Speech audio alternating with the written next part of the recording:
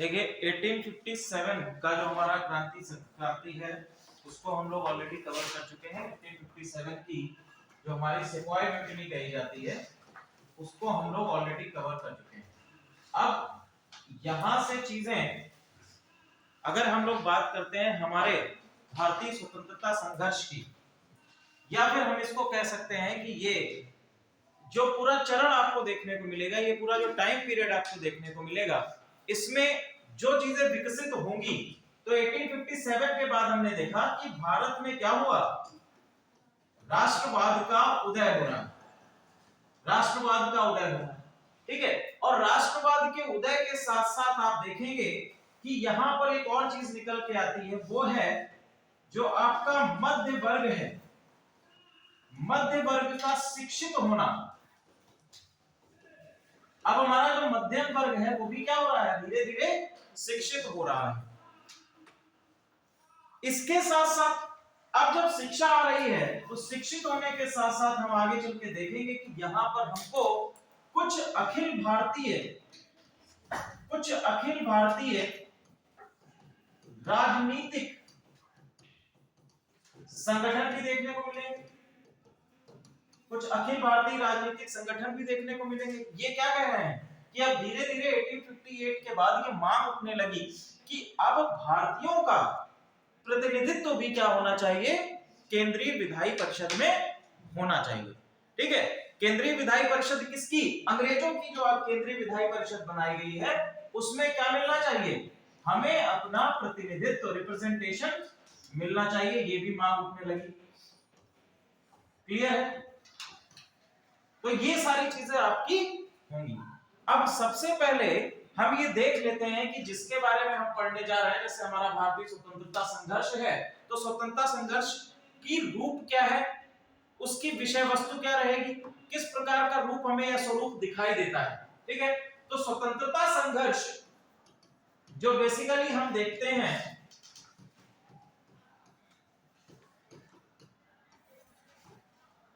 उसको जो time period लिया जाता है वो 1885 से 1947 तक का लिया जाता है, 1885 से 1947 तक, ठीक है।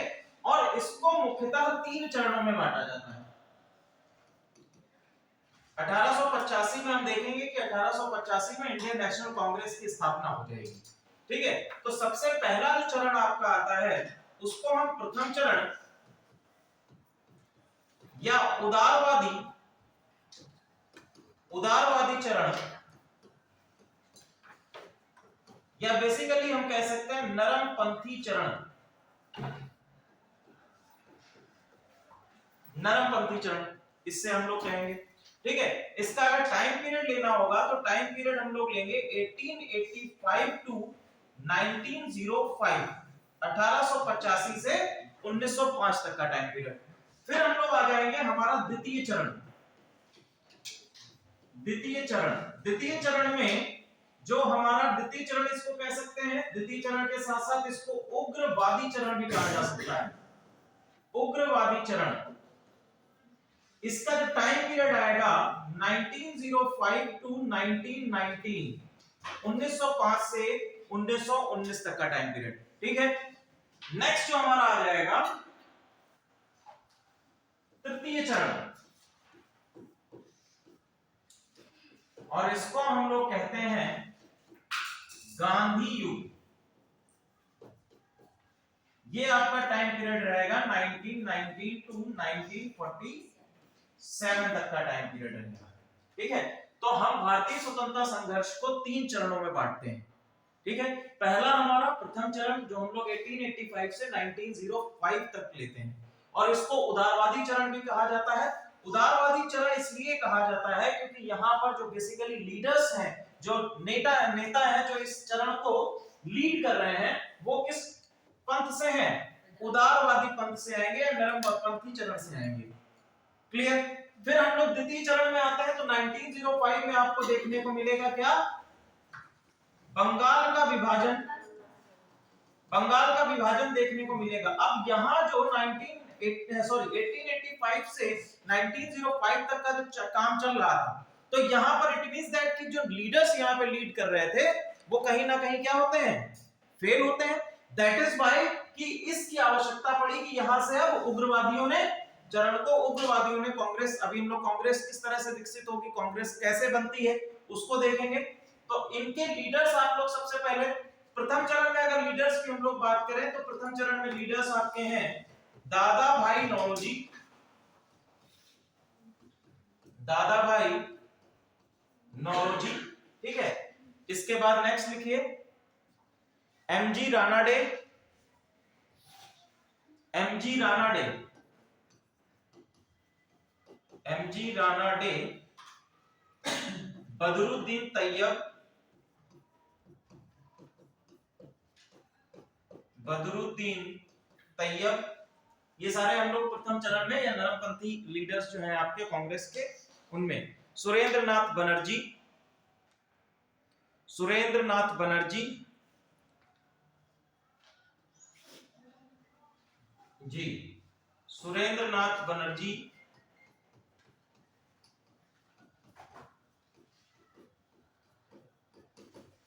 गोपाल कृष्ण गोखले,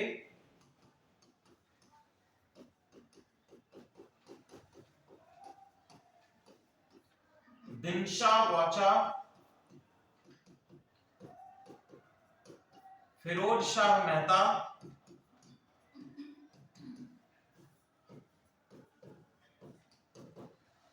ठीक है। ये आपके कुछ लीडर्स हैं जो उदारवादी चरण या नरमपंथी चरण में आपको दिखाई देंगे। एक और लीडर इसमें लिख लीजिए मदन मोहन मालवीय, मदन मोहन मालवीय, ये भी आपके नरमपंथ से हैं, मालवीय, क्लियर। नेक्स्ट जो हम लोग देखेंगे, हाँ जाइए, नेक्स्ट आपका आता है द्वितीय चरण जिसको हम लोग उदारवादी चरण में कहते हैं, ठीक है। अब उदारवादी चरण आपका 1905 से शुरू होता है, 1919 तक ये चरण चलता है, ठीक है। इसमें जो लीडर्स आपको दिखाई देंगे वो कौन कौन है बताइए, ठीक है। इसमें आपको प्रमुख लीडर्स दिखाई देंगे लाल बाल पाल, लाल बाल पाल और रास बिहारी बोस, रास बिहारी बोस, ये आपके प्रमुख लीडर्स दिखाई देंगे, लाल बाल पाल और रास बिहारी बोस। लाल कौन है, लाला लाजपत राय, बाल कौन है, बाल गंगाधर तिलक, और पाल कौन है, विपिन चंद्र पाल, ठीक है। तृतीय चरण में जो आपका गांधी युग आएगा, इसमें हम देखेंगे कि कुछ कॉन्फ्लिक्ट्स आपको भी दिखाई देंगे उग्रवादी नेताओं के बीच में, जैसे आपके भगत सिंह भी आएंगे यहाँ पर, ठीक है, और आजाद भी आएंगे, चंद्रशेखर आजाद भी आएंगे, सुभाष चंद्र बोस भी आएंगे। वो हमको एक अलग चरण दिखाई देगा, और कहीं ना कहीं आपका जो सेंटर में लीड करता हुआ आपको जो लीडर दिखाई देंगे वो कौन होंगे, महात्मा गांधी, ठीक है। जो सेंट्रल फिगर आपको दिखाई देगा इस पूरे 1919 से 1947 तक का टाइम पीरियड, उसमें सेंट्रल फिगर आपका कौन रहेगा, महात्मा गांधी रहेंगे, ठीक है। अब नेक्स्ट आप लोग देखिए, यहां तक सारी चीजें क्लियर हो गई, यहां तक किसी को कोई प्रॉब्लम है, कोई कंफ्यूजन? चलिए, तो ये सारी चीजें हम लोगों की शुरू होती हैं 1885 से, लेकिन 1885 से पहले की क्या कंडीशंस हैं, जैसे 1858 तक तो हम लोगों ने पढ़ लिया है, ठीक है। अब 1858 के बाद कुछ मांगे उठी जिसमें हम लोग अंग्रेजों की एक पॉलिसी आती है जिसको कहते हैं सेफ्टी वॉल्व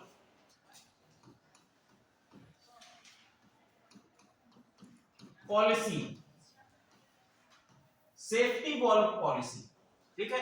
1857 की क्रांति के बाद ऐसा कहा जाता है कि अंग्रेजों ने एक पॉलिसी को निहितार्थ किया या एक पॉलिसी को अपनाया जिसको हम कहते हैं सेफ्टी वॉल्व पॉलिसी, ठीक है। अब ये सेफ्टी वॉल्व पॉलिसी क्या है, सबसे पहले आप लोग इससे पॉलिसी को निकाल दीजिए, केवल हम कहते हैं सेफ्टी वॉल्व। सेफ्टी वॉल्व क्या होता है,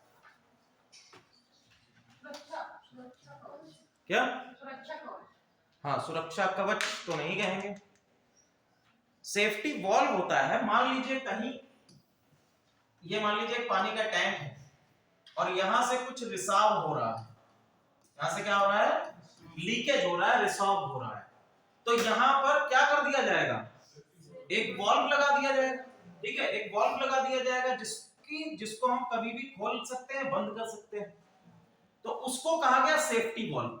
अब 1857 में अंग्रेजों ने ये देखा कि हमारी जो नीतियां हैं उससे क्या हो रहा है, उससे भारतीय जनता में रोष उत्पन्न हो रहा है, जिसके कारण इस प्रकार के क्रांतियां या हम कह सकते हैं आंदोलन उठ रहे हैं। तो इन्होंने कहा कि हम अपनी नीतियों को तो बदल नहीं सकते हैं, जो हमारी साम्राज्यवादी नीतियां हैं, जो हमारी औद्योगिक पॉलिसीज हैं, जो हमारी इकोनॉमिक पॉलिसीज हैं, उनको तो हम चेंज नहीं कर सकते हैं। तो करेंगे क्या, कैसे इन आंदोलनों को हमें एक पर्टिकुलर लिमिट तक रखना है। तो इन्होंने कहा कि कुछ अधिकार इनको दे दीजिए, ठीक है, कुछ अधिकार दे दीजिए। तो आप देखेंगे 1861 का जो हमारा शासन अधिनियम आएगा, गवर्नमेंट ऑफ इंडिया एक्ट आएगा, 1861 का जो अधिनियम आया उसमें क्या कह दिया गया, इसमें अब ये कह दिया गया कि केंद्रीय विधायी परिषद में भारतीयों की संख्या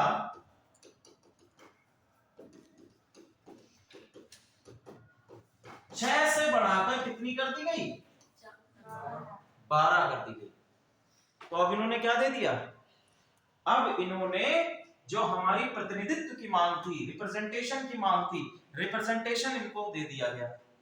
बोले आप जो है कुछ रिप्रेजेंटेशन रखिए अपने पास में, ताकि आप इस प्रकार के आगे चलकर कार्य ना कर सके। तो रिप्रेजेंटेशन दे दिया। अब जो रिप्रेजेंटेशन दिया जा रहा है भारतीय क्या है, आप शांत हो गए, बोले हमें क्या है, कुछ अधिकार मिल रहे हैं। किसी को कुछ अधिकार थोड़े से दे दीजिए तो कुछ समय तक क्या करेगा, शांत रहेगा, ठीक है। तो 1861 में ये किया गया।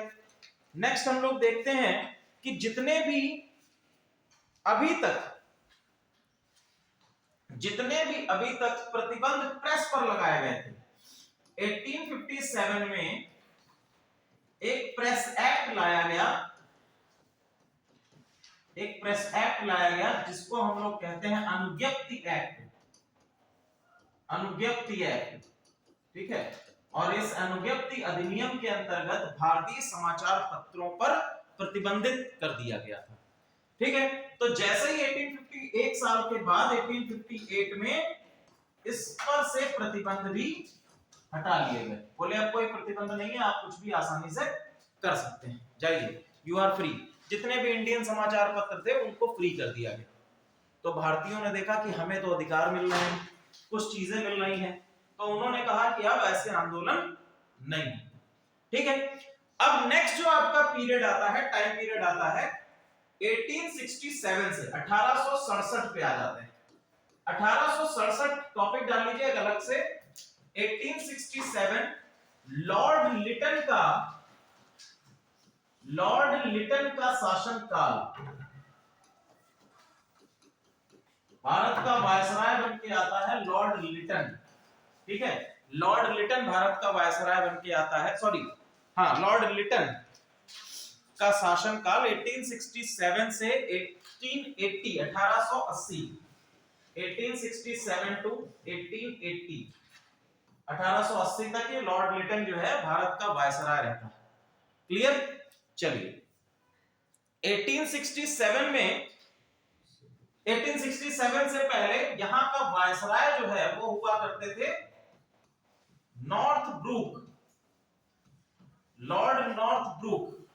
1867 में लॉर्ड नॉर्थ ब्रूक के बाद लॉर्ड लिटन बनते हैं 1867 में यहाँ के वायसराय। अब इनके द्वारा क्या क्या चीजें की गई, सबसे पहला कार्य इनके द्वारा किया गया, जो 2 कार्य इनके इंपॉर्टेंट माने जाते हैं, बाकी भी हम लोग देखेंगे कौन कौन से हैं। पहला इन्होंने किया डिसेंट्रलाइजेशन ऑफ इकोनॉमिक पॉलिसीज, आर्थिक विकेंद्रीकरण, और दूसरा इनके समय में हुआ द्वितीय अफगान युद्ध, उसको भी हम लोग समझेंगे कि द्वितीय अफगान युद्ध क्या है, ठीक है। आर्थिक विकेंद्रीकरण में लिख लीजिए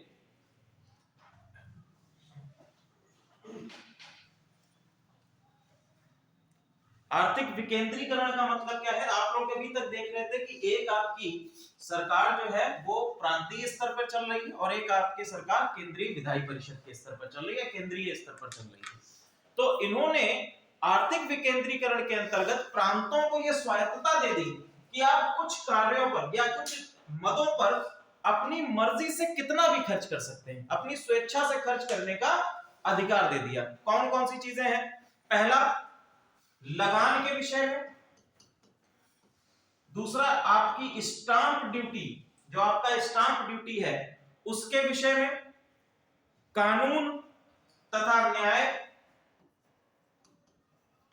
कानून तथा न्याय, इन पर क्या कर सकता था? प्रांतीय सरकार इन पर स्वेच्छा से कितना भी खर्च कर सकती है। जैसे मान लीजिए कि लगान वसूलने के लिए, यहां पर क्या, लगान वसूलने के लिए अगर आप खर्च कर रहे हैं तो आप कितना भी खर्च कर सकते हैं। आप स्टाम्प पर खर्च कर रहे हैं तो आप कितना भी खर्च कर सकते हैं। कानून के विषय में, आपको यदि कोई कानून बनाना है तो उसके विषय में आपको व्यय, या इसमें लिख लीजिए व्यय का, स्वेच्छा से व्यय का अधिकार, स्वेच्छा से व्यय का अधिकार,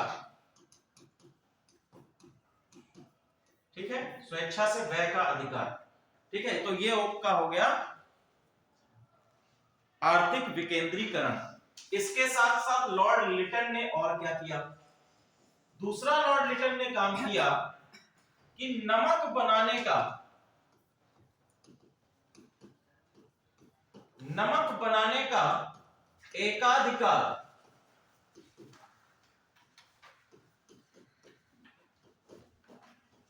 केंद्र सरकार को दे दिया गया।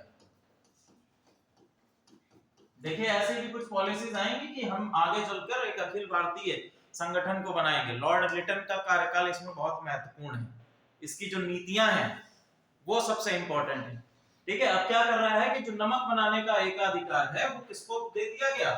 केंद्र सरकार को दे दिया गया।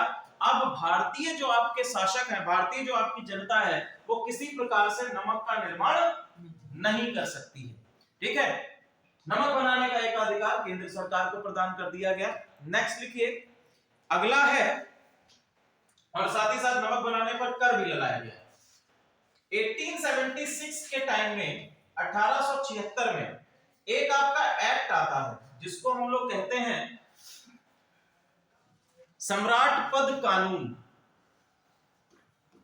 सम्राट पद कानून,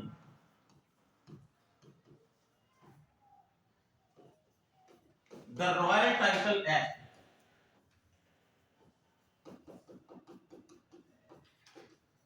द रॉयल टाइटल एक्ट। अब देखो 1876 में सम्राट पद कानून आता है, और सम्राट पद कानून के अंतर्गत रानी विक्टोरिया को, रानी विक्टोरिया को क्या कहा गया? भारत की साम्राज्ञी, ठीक है, भारत की साम्राज्ञी कह दिया गया, क्वीन ऑफ इंडिया। क्लियर? इसके साथ साथ इसी समय पर दिल्ली दरबार का आयोजन किया गया। लॉर्ड लिटन ने क्या किया? लॉर्ड लिटन ने 1 जनवरी 1877 को, 1 जनवरी 1877,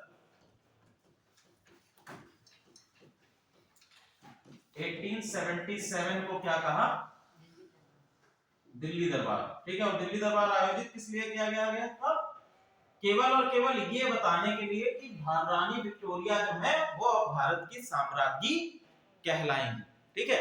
केवल एक अनाउंसमेंट के लिए दिल्ली दरबार का आयोजन किया गया, और दिल्ली दरबार इतना भव्य और इतना अधिक खर्च करके, इतना अधिक धन व्यय करके आयोजित किया गया था कि भारतीय जनता के अंदर इसको देखकर रोष उत्पन्न हुआ। रोष क्यों उत्पन्न हुआ? क्योंकि 1876 से 1878 का जो काल है, 1876 से 1878 का जो टाइम पीरियड है, इस समय पर बंगाल में, उड़ीसा में, कर्नाटक के क्षेत्रों में, सिंध के क्षेत्रों में, यहां पर क्या पड़ रहा था? अकाल की स्थिति। भारत के और कई सारे रीजन्स हैं जहां पर अकाल की स्थिति बनी हुई थी, और गवर्नमेंट ने, या हम कह सकते हैं कि अंग्रेजों ने इन स्थितियों से उबरने के बजाय क्या किया? दिल्ली दरबार का आयोजन किया, जिसको हालांकि जिसमें काफी व्यय, धन की व्यय किया गया। हालांकि बाद में हम देखेंगे कि ये जो आपका रिटर्न है 1878 में एक अकाल स्ट्रैपी के अंतर्गत एक अकाल कमीशन नियुक्त करता है। स्ट्रैपी नाम का एक व्यक्ति है, उसकी अध्यक्षता में एक अकाल कमीशन नियुक्त करता है 1878 में। लेकिन वो केवल इस वजह से नियुक्त करता है ताकि अंग्रेज जो आवाज उठा रहे हैं, अब यहाँ पर क्या है, बेसिकली नरम पंथ के नेता हैं, उदारवादी नेता हैं, और इनकी पॉलिसी क्या थी, अनुनय विनय की पॉलिसी थी। ठीक है, कि आप क्या करते हैं, भाषण देते हैं और भाषण देते हैं, प्रस्ताव लेकर जाते हैं अंग्रेजों के पास कि भैया इसको स्वीकार कर लीजिए। अंग्रेज बोलते हैं नहीं, नहीं स्वीकार करेंगे। ठीक है, चले जाते हैं वापस। तो अनुनय विनय की अब तक क्या चल रही थी, स्थिति चल रही थी। 1878 में दिल्ली दरबार के संबंध में क्वेश्चन आपका बन गया कि 1 जनवरी 1877 में आयोजित किया गया है। ठीक है, 1878 में अकाल कमीशन डीसी के द्वारा लाया गया है। नेक्स्ट आप लोग लिखिए 1878 का वर्नाकुलर प्रेस एक्ट, 1878 का वर्नाकुलर प्रेस एक्ट।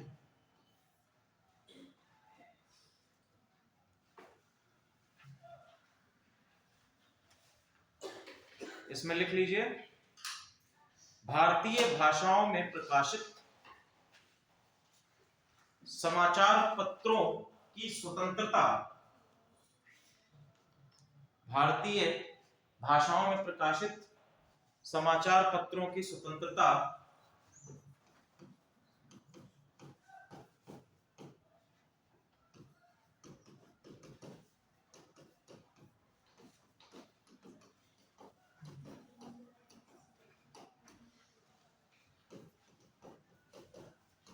समाचार पत्र हो गए, पत्रिकाएं हो गई, इन सभी पर क्या कर दिया गया, प्रतिबंध लगा दिए गए। वर्नाकुलर प्रेस एक्ट के अंतर्गत इस सब पर प्रतिबंध लगा दिया जाएगा।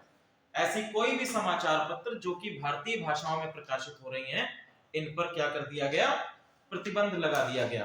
इसमें एक आपका बहुत अच्छा क्वेश्चन बनता है, इसको लिख लीजिए। क्वेश्चन लिखिए, कौन सा समाचार पत्र, कौन सा समाचार पत्र या अथवा पत्रिका वर्नाकुलर प्रेस एक्ट आने से, वर्नाकुलर प्रेस एक्ट आने से अंग्रेजी भाषा में प्रकाशित होने लगी।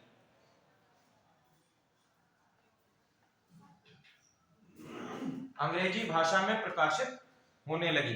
तो इसमें क्या कहा गया था, इसमें यह कहा गया था कि भारतीय भाषाओं में आप इसको प्रकाशित नहीं कर सकते हैं। तो एक पत्रिका ऐसी थी जिसने अपनी भाषा को ही बदल दिया रातों रात। ठीक है, पत्रिका का नाम लिख लीजिए, अमृत बाजार।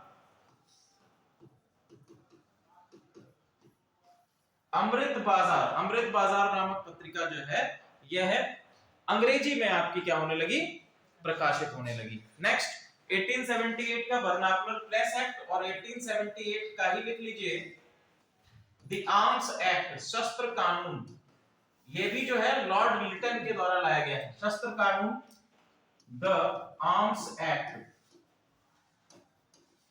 अब इस आर्म्स एक्ट के अंतर्गत क्या कहा गया कि अब जो है आर्म्स एक्ट के अंतर्गत कह दिया गया कि भारतीय, कोई भी भारतीय लाइसेंस के बिना, लाइसेंस के बिना शस्त्र, पहली चीज, रख नहीं सकते थे, खरीद नहीं सकते थे, और बेच भी नहीं सकते थे।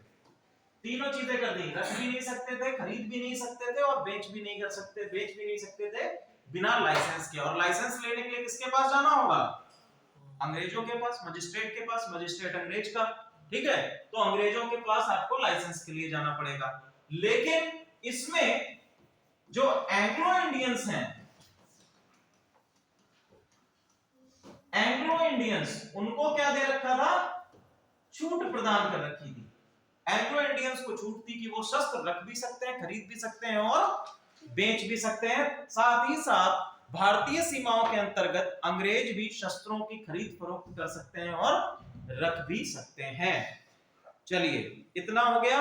इसके साथ साथ इसमें सजा का भी प्रावधान किया गया। इसके अंतर्गत अगर यदि बिना लाइसेंस के कोई व्यक्ति ऐसा है तो उसको 7 वर्ष की कैद तथा जुर्माने का प्रावधान भी कर दिया गया। नेक्स्ट काम इसने क्या किया? नेक्स्ट काम इसने किया है सरकारी सेवाओं में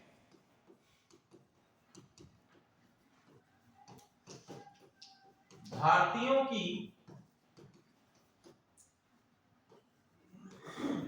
भर्ती को प्रभावित करने का प्रयास किया। इसका मानना था कि भारतीयों को अंग्रेजों के समान जो अधिकार प्राप्त, थोड़े थोड़े अधिकार मिले हैं, वो भी नहीं दिए जाने चाहिए। ठीक है, तो अगर हम लोग सरकारी सेवाओं में भर्तियों की बात करें तो सबसे पहला एक्ट कौन सा था जिसने भारतीयों को सरकारी सेवाओं में भर्ती की वकालत की है, या जिसके अंतर्गत पहला प्रावधान आया? Which was the first act under which Indians were allowed to admit in civil services?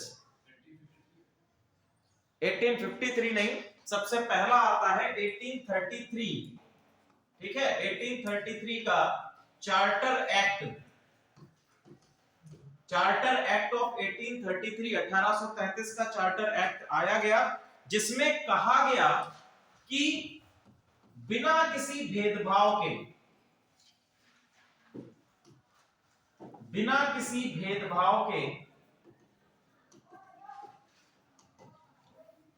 केवल योग्यता के आधार पर, बिना किसी भेदभाव के केवल योग्यता के आधार पर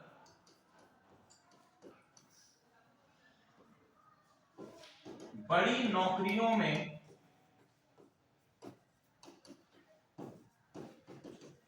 भर्ती का अधिकार दे दिया गया। अब ये क्या कर सकते हैं? सिविल सर्विसेज में आप ट्राई कर सकते हैं। इंडियंस भी सिविल सर्विसेज में अपने आप को परीक्षा दे सकते हैं तथा उसमें सेलेक्ट भी हो सकते हैं। नेक्स्ट जो है 1853 का आया एक्ट, 1853 का एक्ट आया। 1853 के एक्ट के अंतर्गत हमने देखा सिविल सर्विसेज के लिए, सिविल सेवाओं के लिए हेतु परीक्षा का आयोजन किया जाने लगा। परीक्षा कहां पर होती थी?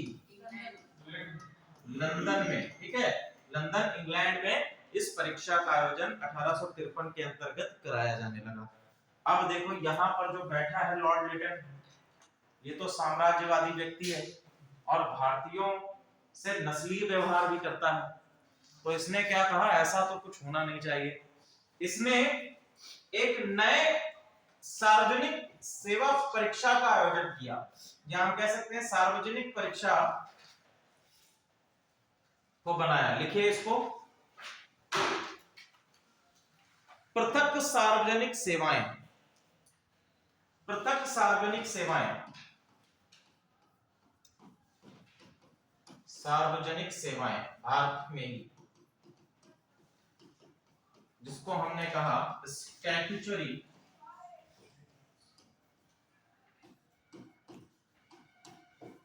Civil services. अब इसके अंतर्गत चयन की प्रक्रिया क्या थी? पहले के चयन किस प्रकार से हो रहा था कि सिविल सेवाओं के माध्यम से, जो लंदन में परीक्षा हो रही थी उसके माध्यम से। इसने क्या किया, सार्वजनिक सेवाओं के लिए एक स्टैट्यूटरी सिविल सर्विसेज कमीशन बनवाया। उसमें होता क्या था, प्रांतीय सरकार क्या करती थी, कुछ लोगों के नाम भेजती थी। ठीक है, प्रांतीय सरकार की सिफारिश पर किसको नाम जाएंगे? भारत सचिव को। भारत सचिव कहां बैठेगा? लंदन में। ठीक है, तो कुछ नाम प्रांतीय सरकार जो है भारत सचिव को भेजेगी और उन नामों पर भारत सचिव की अनुमति से, क्या होगा, उनका सिलेक्शन निर्धारित कर दिया जाएगा। भारत सचिव के साइन हो गए, आप सिविल सर्विसेज को ज्वाइन कर सकते हैं। अब ऐसी स्थिति में आप ये देखेंगे कि प्रांतीय सरकार केवल उन्हीं लोगों की सिफारिश करेगी जो कि कुछ विशेष परिवारों से आते हैं और साथ ही साथ जो ब्रिटिशर्स का सहयोग कर रहे हैं, ब्रिटिशर्स का साथ दे रहे हैं। तो पहला काम तो इसने ये किया। दूसरा काम इसने ये करवाया कि यहां पर सिविल सेवाओं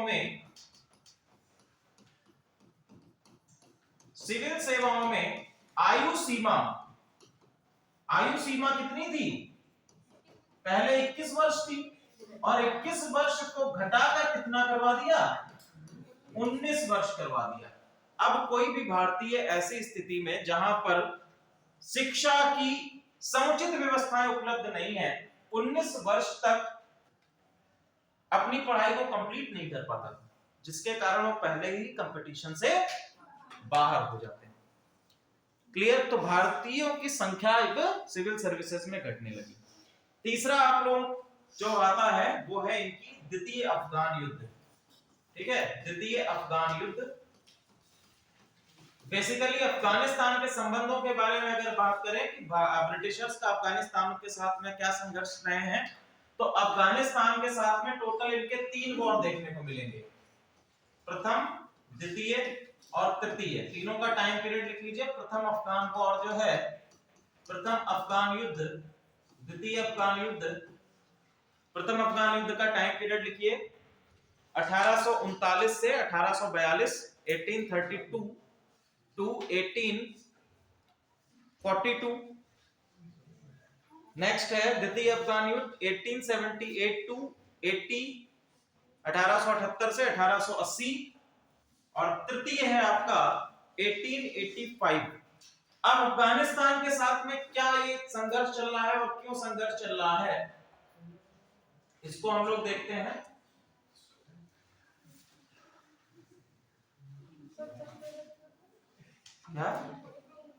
पहला 1839 से 1842, दूसरा है आपका 1878 से 1880 और तीसरा है आपका 1885।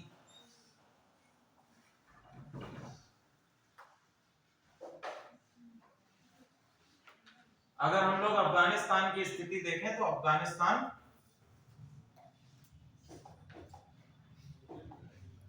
यहां पर है, ये वाला जो एरिया है ये आपका है अफगानिस्तान। ठीक है, अब यहां से जो आप ये एरिया पूरा देख रहे हैं रशिया का, रूस का, ठीक है, रूस का जो एरिया देख रहे हैं, रूस जो है उस समय अपने ये आप कजाकिस्तान और ये सारी चीजें जो है रशिया के कंट्रोल में उस समय आती थी। और रशिया बेसिकली टर्की पर अपना आधिपत्य स्थापित करना चाहता था।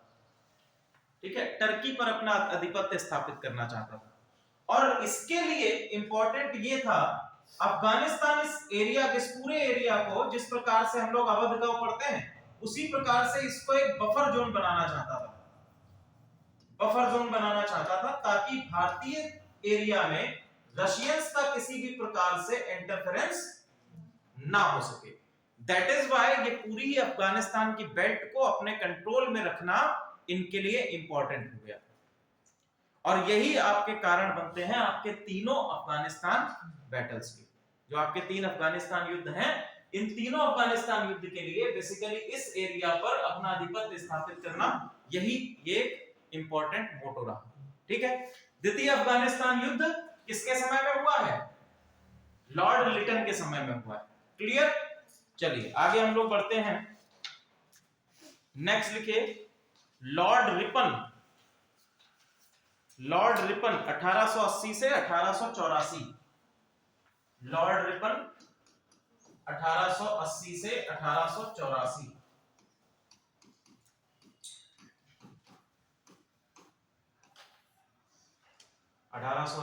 से 1884 ये आपका हो गया लॉर्ड रिपन का शासनकाल। इसमें लिखिए इनमें जो जो इंपॉर्टेंट लॉर्ड रिपन ने काम किए हैं। 1881 में फैक्ट्री कानून, भारत का पहला फैक्ट्री कानून, या हम लोग कह सकते हैं कि मजदूरों के लिए पहला फैक्ट्री कानून है ये आपका, जो 1881 में लाया गया फैक्ट्री कानून, जिसमें बात करी गई 12 वर्ष से कम आयु के बच्चों के काम करने के घंटे निर्धारित कर दिए गए। निर्धारित करना पहला फैक्ट्री कानून। दूसरा लिखे 1882 1882। अब जो लिटन जो काम करके गया था धीरे धीरे उसमें कुछ उदारवादी नीतियां लेकर आई जा रही हैं। 1882 में वर्नाकुलर प्रेस एक्ट की समाप्ति। 1882 में 1882 वर्नाकुलर प्रेस एक्ट की समाप्ति। प्रेस एक्ट भी समाप्त कर दिया गया, जो 1878 में किसके द्वारा लगाया गया था? लॉर्ड लिटन के द्वारा लगाया गया था। इन्होंने लॉर्ड रिपन ने आकर उसको समाप्त कर दिया। इसके बाद नेक्स्ट लिखिए आर्थिक विकेंद्रीकरण। आर्थिक विकेंद्रीकरण ये भी किसके द्वारा किया गया था? विकेंद्रीकरण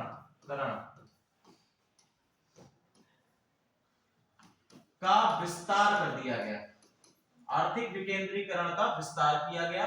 इसके अंतर्गत 3 मद बनाए गए, या हम कह सकते हैं इसको 3 भागों में विभाजित किया गया। पहला था आपका केंद्र।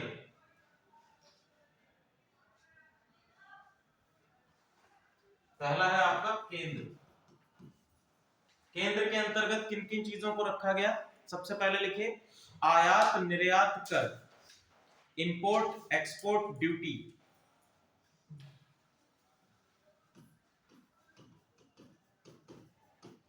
आयात निर्यात कर, डाकखाना,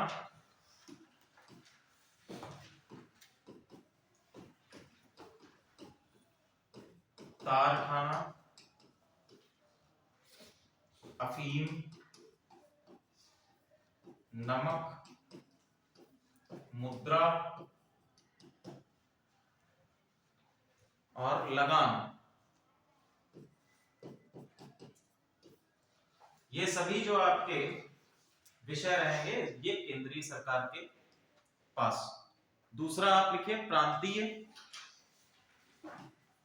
प्रांतीय में पहला हो गया आपका जेल, चिकित्सा, जेल, चिकित्सा, छपाई और सड़क कर। छपाई और सड़क कर ये सभी किसके विषय रहेंगे? प्रांतीय सरकार के विषय रहेंगे। और नेक्स्ट आपका आता है विभाजित मद। ठीक है, नेक्स्ट आपका आता है विभाजित मद। इसके अंतर्गत सबसे पहला आपका आ गया जंगल। जंगल से प्राप्त होने वाला जो आपके संसाधन है उस पर जो टैक्सेशन है, जंगल, स्टाम्प तथा रजिस्ट्रेशन फीस। स्टाम्प और रजिस्ट्रेशन फीस ये सभी किसके अंतर्गत आ गए? ये सभी आपके आ गए विभाजित मद के अंतर्गत आ गए। ठीक है, तो इस प्रकार का केंद्रीय आर्थिक विकेंद्रीकरण किया गया किसके द्वारा? लॉर्ड रिपन के द्वारा किया गया। नेक्स्ट आपका लॉर्ड रिपन के समय में ही 1882 में एक और नीति आती है, स्थानीय स्वशासन की नीति। स्थानीय स्वशासन की नीति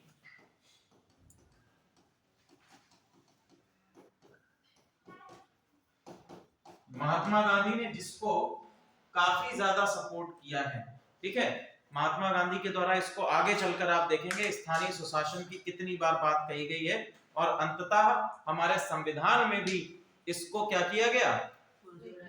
किस संशोधन के द्वारा? ठीक है, 73वां और 74वां। ठीक है, दो आपके हैं 73वें संशोधन के अंतर्गत। ठीक है, और ग्राम पंचायतों को सम्मिलित किया गया और 74वें संशोधन के अंतर्गत नगर निकाय को। ठीक है, क्लियर है? तो बेसिकली जो स्थानीय स्वशासन का हम लोगों को पहला आइडिया देखने को मिलता है वो कब आया है? 1882 में, किसके? लॉर्ड रिपन के शासनकाल में। क्लियर है? अगला एक और इंपॉर्टेंट चीज यहां पर आती है, नेक्स्ट है इल्बर्ट बिल।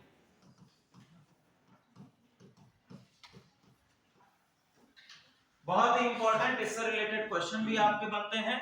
इल्बर्ट बिल कब लाया गया था? इल्बर्ट बिल, इल्बर्ट बिल कब लाया गया है? लिखो, फरवरी 1883, फरवरी 1883, फरवरी 1883 को क्या लाया गया? इल्बर्ट बिल लाया गया। इल्बर्ट नाम का एक व्यक्ति है, इल्बर्ट जो है ये एक व्यक्ति है जो लॉर्ड रिपन की कार्यकारी परिषद का कानूनी सदस्य है, कानूनी सदस्य है। और इल्बर्ट बिल में बेसिकली अगर हम बात करें लॉर्ड रिपन, तो लॉर्ड रिपन जो है ये काफी उदारवादी व्यक्ति था, ठीक है? तो लॉर्ड रिपन बेसिकली ये चाहते थे कि अभी तक जो जुडिशरी में इंडियन जजेस और ब्रिटिश जजेस के बीच में डिस्क्रिमिनेशन है उसको क्या कर दिया जाए? समाप्त कर दिया जाए। अभी तक जो चीजें चली आ रही थी उसमें हम ये देखते हैं कि जो हमारे इंडियन जजेस हैं, भारतीय जजेस हैं, उनको फौजदारी मामलों में ब्रिटिश व्यक्ति के खिलाफ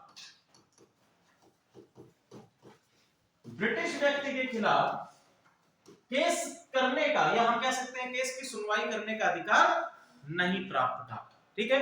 फौजदारी मामलों में यदि कोई ब्रिटिश व्यक्ति है उसने किसी को मर्डर कर दिया तो उसका केस इंडियन जज के पास नहीं आएगा, ठीक है? तो बेसिकली हम ये कह सकते हैं कि जो आपका लॉर्ड रिपन है वो इल्बर्ट बिल के जरिए चाहता ये था कि ये जो भेदभाव है इसको पूर्णतः समाप्त कर दिया जाए। तो इल्बर्ट बिल के अंतर्गत लिखिए, भारतीय न्यायाधीशों को ब्रिटिश न्यायाधीशों के समान अधिकार प्रदान करना, यह आपके इल्बर्ट बिल का क्या था? उद्देश्य था। क्लियर? क्या ऐसा हो सका? इल्बर्ट बिल सफल हुआ या असफल हुआ? ठीक है, इल्बर्ट बिल क्या हो गया? पूर्णतः असफल हुआ। जैसे ही ये बिल लाया गया तो जो ब्रिटिश न्यायाधीश हैं उन्होंने तुरंत अपना एक संगठन बना लिया। सभी ने मिलकर लगभग उस समय पर इस बिल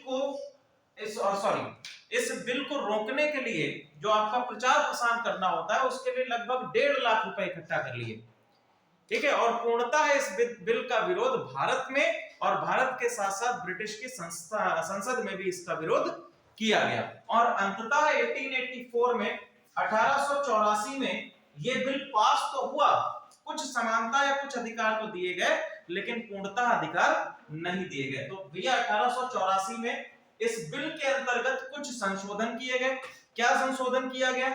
सबसे पहला संशोधन ये किया गया कि अब भारतीय जो आपके न्यायाधीश हैं, इंडियन जजेस हैं, भारतीय न्यायाधीश फौजदारी जो आपके मुकदमे हैं, फौजदारी मुकदमे जो ब्रिटिश व्यक्ति से संबंधित हैं उसको क्या कर सकते हैं?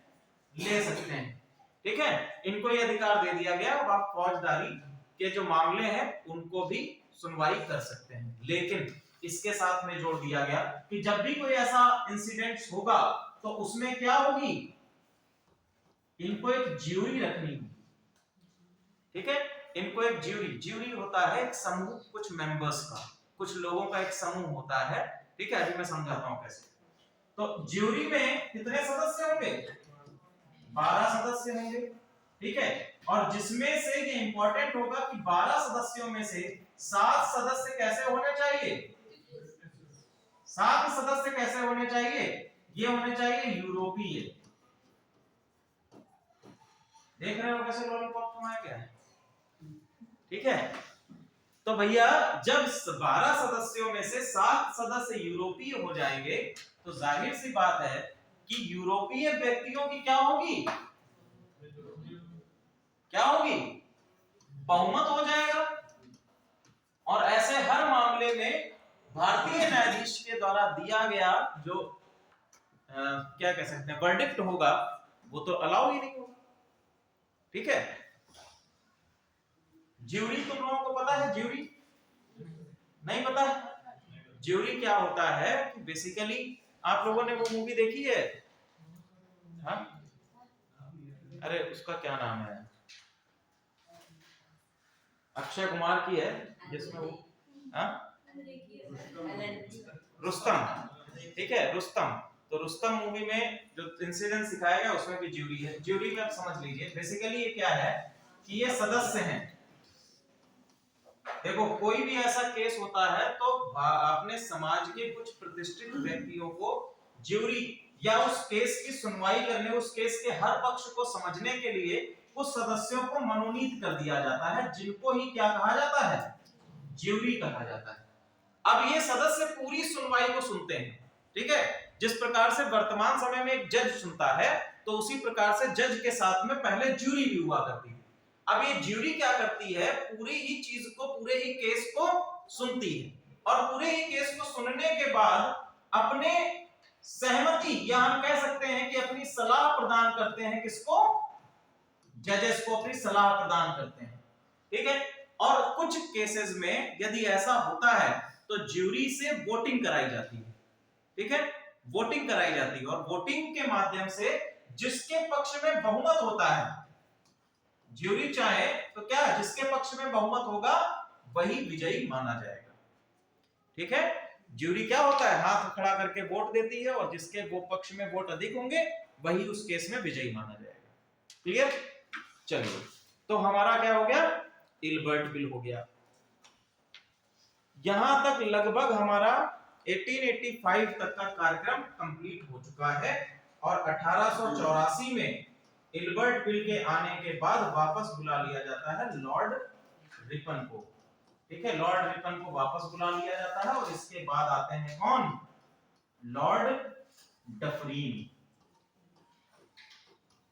लॉर्ड डफरीन जो है वो बिल्कुल अकर्मण्यता के सिद्धांत पर कार्य करते हैं, कुछ ना करो की नीति पर, और देखते हैं कि कैसे कैसे इंडिया में क्या क्या चीजें हो रही है। अगला लिखिए, दादा भाई नौरोजी का, अब तक जो है दादा भाई नौरोजी काफी चीजें बता चुके थे। दादा भाई नौरोजी का निकासी सिद्धांत, धन निकासी सिद्धांत, इसको लिख लीजिए, धन निकासी सिद्धांत। ठीक है, तो दादा भाई नौरोजी ने अब तक जो है कुछ सिद्धांत दे दिए थे। पहला इन्होंने क्या दिया था? धन निकासी सिद्धांत दे दिया था। एक और चीज दादा भाई नौरोजी ने करी थी, जो हम लोग प्रति व्यक्ति आय, ठीक है, प्रति व्यक्ति आय की वर्तमान समय में बात करते हैं, वो भी सिद्धांत किसका है? दादा भाई नौरोजी का ही है, प्रति व्यक्ति आय। और प्रति व्यक्ति आय को निर्धारित करने के लिए जो उन्होंने सिद्धांत या जो पद्धति अपनाई है वो क्या है? बेसिकली इन्होंने एक व्यक्ति एक समय पर कह सकते हैं कि एक मैच्योर्ड व्यक्ति जेल में रहकर जेल के खर्च पर आधारित सिद्धांत को इन्होंने बताया कि एक व्यक्ति पर जेल में एक दिन का व्यय कितना आता है, एक दिन का व्यय कितना आएगा, उसी के आधार पर इन्होंने व्यक्ति की आय, उसके पोषण से संबंधित चीजों को लिया इस सिद्धांत में, और एक व्यक्ति पर कितना खर्च आएगा जेल में उसको इन्होंने लिया है। तो बेसिकली हम लोग बात कर रहे थे यहाँ पर धन निकासी सिद्धांत की।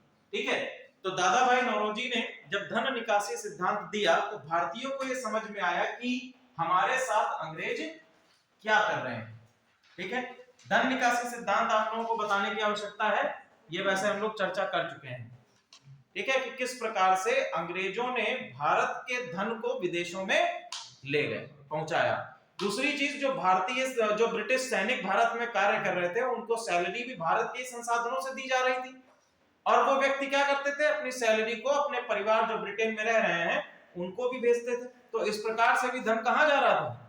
ब्रिटेन जा रहा था, विदेश में जा रहा था। अगला लिखिए,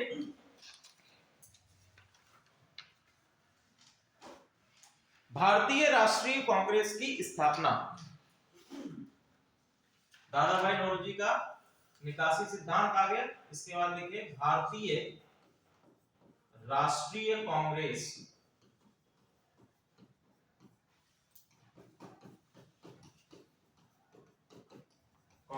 की स्थापना।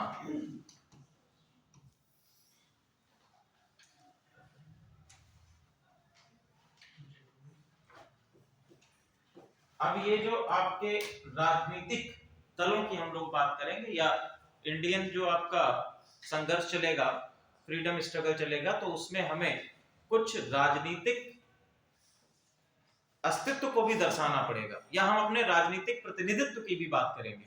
और राजनीतिक प्रतिनिधित्व किससे होगा कि हमारे पास एक ऐसा संगठन होना चाहिए जो हमारी मांगों को कहां तक ले जाए, अंग्रेजों तक पहुंचाए। और दूसरी चीज सबसे पहले जो हम लोगों ने पढ़ी थी, सेफ्टी वॉल्व थ्योरी, ठीक है। आप लोग सबसे पहला अभी जो हम लोगों ने पढ़ा था उसको क्या पढ़ा था, सेफ्टी वॉल्व थ्योरी या सेफ्टी वॉल्व की अवधारणा। कई जगह पर आपको मेंस में भी ये क्वेश्चन आ चुका है कि भारतीय राष्ट्रीय कांग्रेस की स्थापना, बेसिकली आप अभी देखेंगे ये एक रिटायर्ड अंग्रेजी सिविल सर्वेंट के द्वारा की गई थी। तो क्या भारतीय राष्ट्रीय कांग्रेस की स्थापना एक सेफ्टी वॉल्व अवधारणा का जनन है या उसी के कारण हुआ है? तो अंग्रेज क्या चाहते थे, जो जगह जगह पर विरोध हो रहे हैं उसको क्या कर दिया जाए, अब सेंट्रलाइज्ड कर दिया जाए। एक कांग्रेस को एक बफर की तरह से इस्तेमाल किया गया कि कोई भी अब चीज है तो एक आपका क्या बन जाएगा, एक आपका पर्टिकुलर पॉलिटिकल इंस्टीट्यूट है। अब आपको अगर मांग उठानी होगी तो आप किसके पास जाओगे, अंग्रेजों के पास जाओगे कि आप कांग्रेस के पास जाओगे, इनके पास जाओगे। और ये किस पर चल रहे थे, अनुनय विनय की नीति पर चल रहे थे। ये प्रस्ताव लेकर जाते थे अंग्रेजों के पास, अंग्रेजों से कहते थे भैया ये जो है आप देख लीजिए, अंग्रेज कहते थे चल हट भाग यहां से, तो चुपचाप वो चले आते थे वापस। तो अंग्रेजों ने जो लगातार अंग्रेजों तक चीजें पहुंच रही थी, अब उसको आईएनसी के माध्यम से डाइवर्ट करने का प्रयास किया। ये हम लोग अपने आंसर में लिख सकते हैं किसमें, अगर ये क्वेश्चन बनता है सेफ्टी वॉल्व थ्योरी पर। लेकिन आप लोग क्या हैं, सिविल सर्वेंट हैं, तो आप लोगों को दोनों पक्षों को क्या रखना होगा, समान रखना होगा, क्योंकि क्वेश्चन दोनों तरफ से बन सकता है। आप लोग पूर्णतः ये भी नहीं कह सकते हैं कि it was just a safety valve theory जो अपनाई गई थी ब्रिटिशर्स के द्वारा। आप इसमें दीजिए कि जितने भी आपके नरमपंथी नेता हैं, चाहे वो दादा भाई नौरोजी हो या फिर आपके एमजी रानाडे हो, तो इन सभी नेताओं ने कहीं ना कहीं भारतीय संगठन या भारतीय आवाज को उठाने का प्रयास किया, ठीक है। हालांकि अभी भी जो हमारा उद्देश्य था वो भारत की आजादी या भारत की स्वतंत्रता प्राप्त करना नहीं था। ये केवल क्या चाहते थे, ये केवल राजनीतिक प्रतिनिधित्व चाहते थे। भारतीयों को क्या दिया जाना चाहिए, राजनीतिक प्रतिनिधित्व दिया जाना चाहिए, पॉलिटिकल रिप्रेजेंटेशन दिया जाना चाहिए। केंद्रीय विधायी जो आपकी परिषद है उसमें भारतीयों की सदस्यता को बढ़ाना भी चाहिए। क्लियर? तो 1885 में हम लोग देखेंगे कि आपकी राष्ट्रीय कांग्रेस की स्थापना होगी। उससे पहले 1850 में हमने देखा कि यहां पर आपके प्रांतीय संघ जो है, पहले से 1850 में प्रांतीय संघ जो है वो अस्तित्व में आ चुके थे, या हम कह सकते हैं 1850 तक प्रांतीय संघों का उदय हो चुका था। नेक्स्ट हम लोग टर्म देखेंगे 1830 में, सॉरी 1883 में, 1883 में अखिल भारतीय कॉन्फ्रेंस, कांग्रेस नहीं है, अखिल भारतीय कॉन्फ्रेंस, इसको स्थापित कर दिया गया था। और 1885 तक आते आते 1885 तक 1850 सॉरी फिर 1884 में लिखे, 1884 में इंडियन नेशनल यूनियन, 1884 में इंडियन नेशनल यूनियन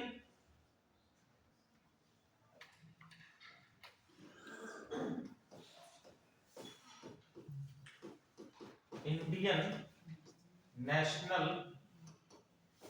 यूनियन, यहां पर आपका कब है 1884 में, ठीक है। इंडियन नेशनल यूनियन ये आपका 1884 में आ गया।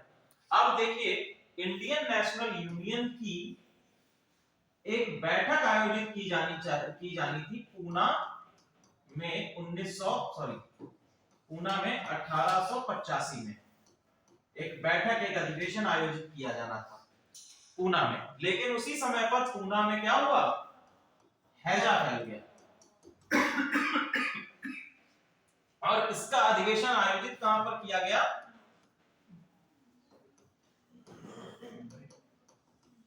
बंबई में। बंबई में इसका अधिवेशन आयोजित किया गया और इसी अधिवेशन के अंतर्गत ए.ओ. ह्यूम के द्वारा किसको स्थापित किया गया, भारतीय राष्ट्रीय कांग्रेस को स्थापित किया गया।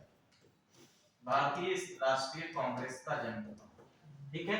ए.ओ. ह्यूम है इसमें। ए.ओ. ह्यूम के साथ साथ सुरेंद्र नाथ बनर्जी, ऐसा भी नहीं कह सकते हैं कि पूरी तरह से ए.ओ. ह्यूम ही इसके संस्थापक के तौर पर हैं, लेकिन सुरेंद्र नाथ बनर्जी के द्वारा भी हम देखेंगे कि इसमें काफी सहयोग किया गया है, ठीक है।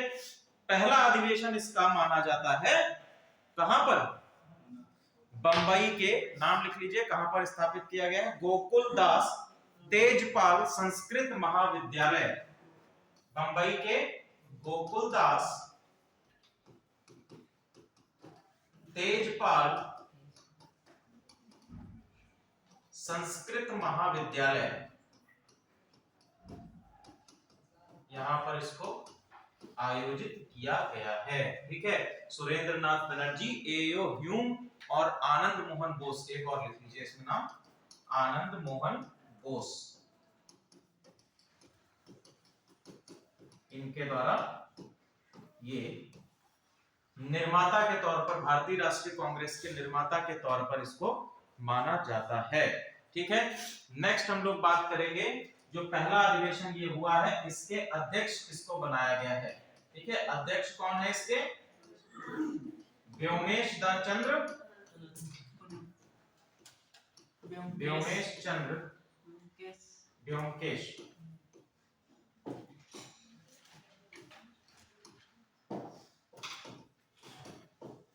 व्योमकेश चंद्र बनर्जी, ठीक है। ये आपके सबसे पहले क्या हैं, इसके अध्यक्ष हैं, पहले अधिवेशन के, कांग्रेस के पहले अधिवेशन के अध्यक्ष हैं। और इस अधिवेशन में ये भी बात कर दी गई कि जो भी अध्यक्षता करेगा अधिवेशन की, ठीक है, जो भी अध्यक्षता करेगा वो उस प्रांत से नहीं होना चाहिए, ठीक है। जो व्योमकेश चंद्र बनर्जी है, ये कहां से हैं, बंगाल से हैं, ठीक है। कहां से हैं, बंगाल से हैं। और अधिवेशन कहां पर हो रहा है, बंबई में अधिवेशन हो रहा है, क्लियर है। तो जिस भी क्षेत्र में अधिवेशन किया जा रहा है उस क्षेत्र का सदस्य वहां का अध्यक्ष नहीं हो सकता है, ये भी आपके पहले ही अधिवेशन में बात कह दी गई थी। नेक्स्ट इसमें लिखिए, इसमें लिख लीजिए, इस अधिवेशन में 72 लोगों ने भाग लिया, 72 लोगों ने भाग लिया, ठीक है, 72 लोगों ने भाग लिया।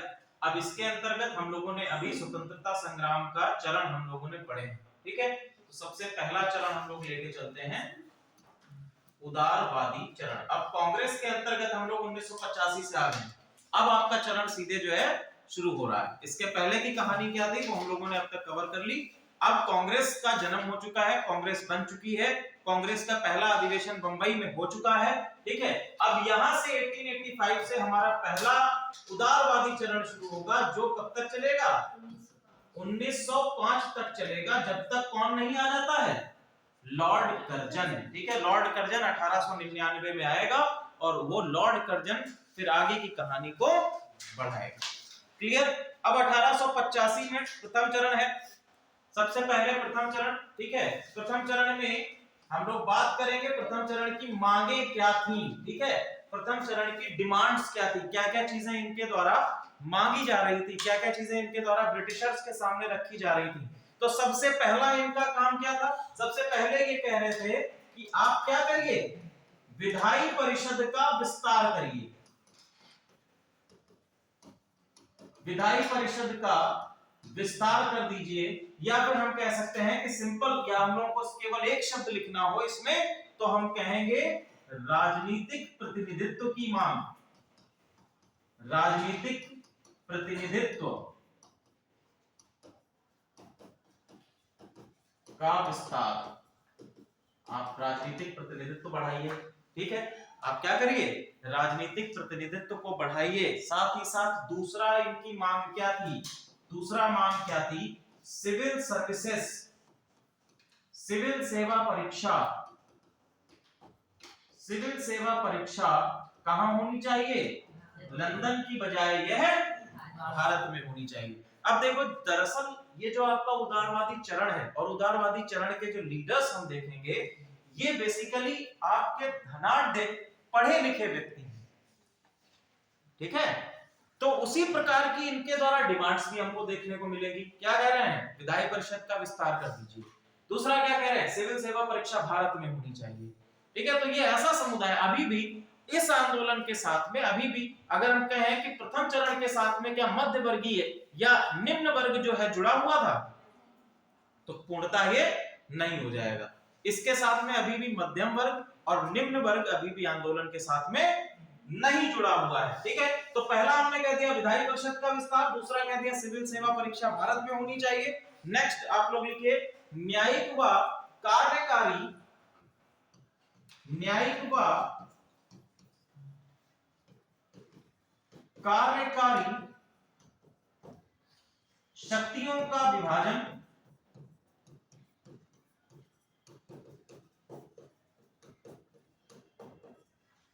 शक्तियों का विभाजन। और तीसरा बात ये कह रहे थे सैन्य खर्चों में कटौती, सैन्य खर्च में कटौती कर दीजिए। ये इनकी प्रमुख मांगे थी, ठीक है। न्यायिक और कार्यकारी शक्तियों का विभाजन होना चाहिए। जो आपकी जुडिशियल और एग्जीक्यूटिव पावर्स हैं उनमें डिफरेंस स्थापित किया जाना चाहिए। सैन्य और खर्च में, सैन्य के खर्चों में कटौती की जानी चाहिए। ये चीजें इनके द्वारा डिमांड की जा रही है। क्लियर है। नेक्स्ट इनका लिखिए उदारवादी चरण की कार्य प्रणाली या उदारवादी नेतृत्व की कार्य प्रणाली। इसमें कोई ऐसी चीज जो नहीं समझ में आई है चारों पॉइंट्स में से?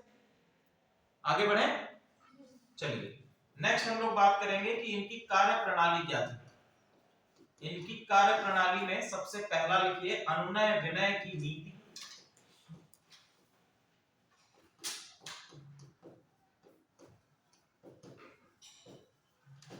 अनुनय विनय की नीति इनके द्वारा अपनाई गई थी कि ये किसी भी प्रकार से हिंसा या संघर्ष में नहीं आते हैं, बिल्कुल चुपचाप अपना अनुनय विनय की नीति के अंतर्गत संवैधानिक प्रणाली, संवैधानिक प्रणाली के अंतर्गत विरोध, जो नियम कायदे कानून अंग्रेजों ने बना रखे हैं उसी नियम कायदे कानून के अनुसार ही हम विरोध करेंगे, चुपचाप बैठे रहेंगे। क्या करेंगे, सबसे पहला काम करेंगे बैठक करेंगे, बैठक करेंगे, फिर क्या करेंगे भाषण भी देंगे, और फिर क्या करेंगे प्रस्ताव पारित करेंगे, और प्रस्ताव अंततः हम किसके पास ले जाएंगे, अंग्रेजों के पास ले जाएंगे, और अंग्रेज बोल देंगे भगरी। ठीक है, तो ये सारी प्रणालियां किसमें चल रही थी, संवैधानिक प्रणाली के अंतर्गत, ये कार्य प्रणाली के अंतर्गत चल रही थी। नेक्स्ट लिखिए इसमें केवल शिक्षित वर्ग, इसमें केवल उच्च शिक्षित वर्ग लिखिएगा, उच्च शिक्षित वर्ग ही सम्मिलित था तथा आम जनता सम्मिलित नहीं थी, तथा आम जनता सम्मिलित नहीं थी।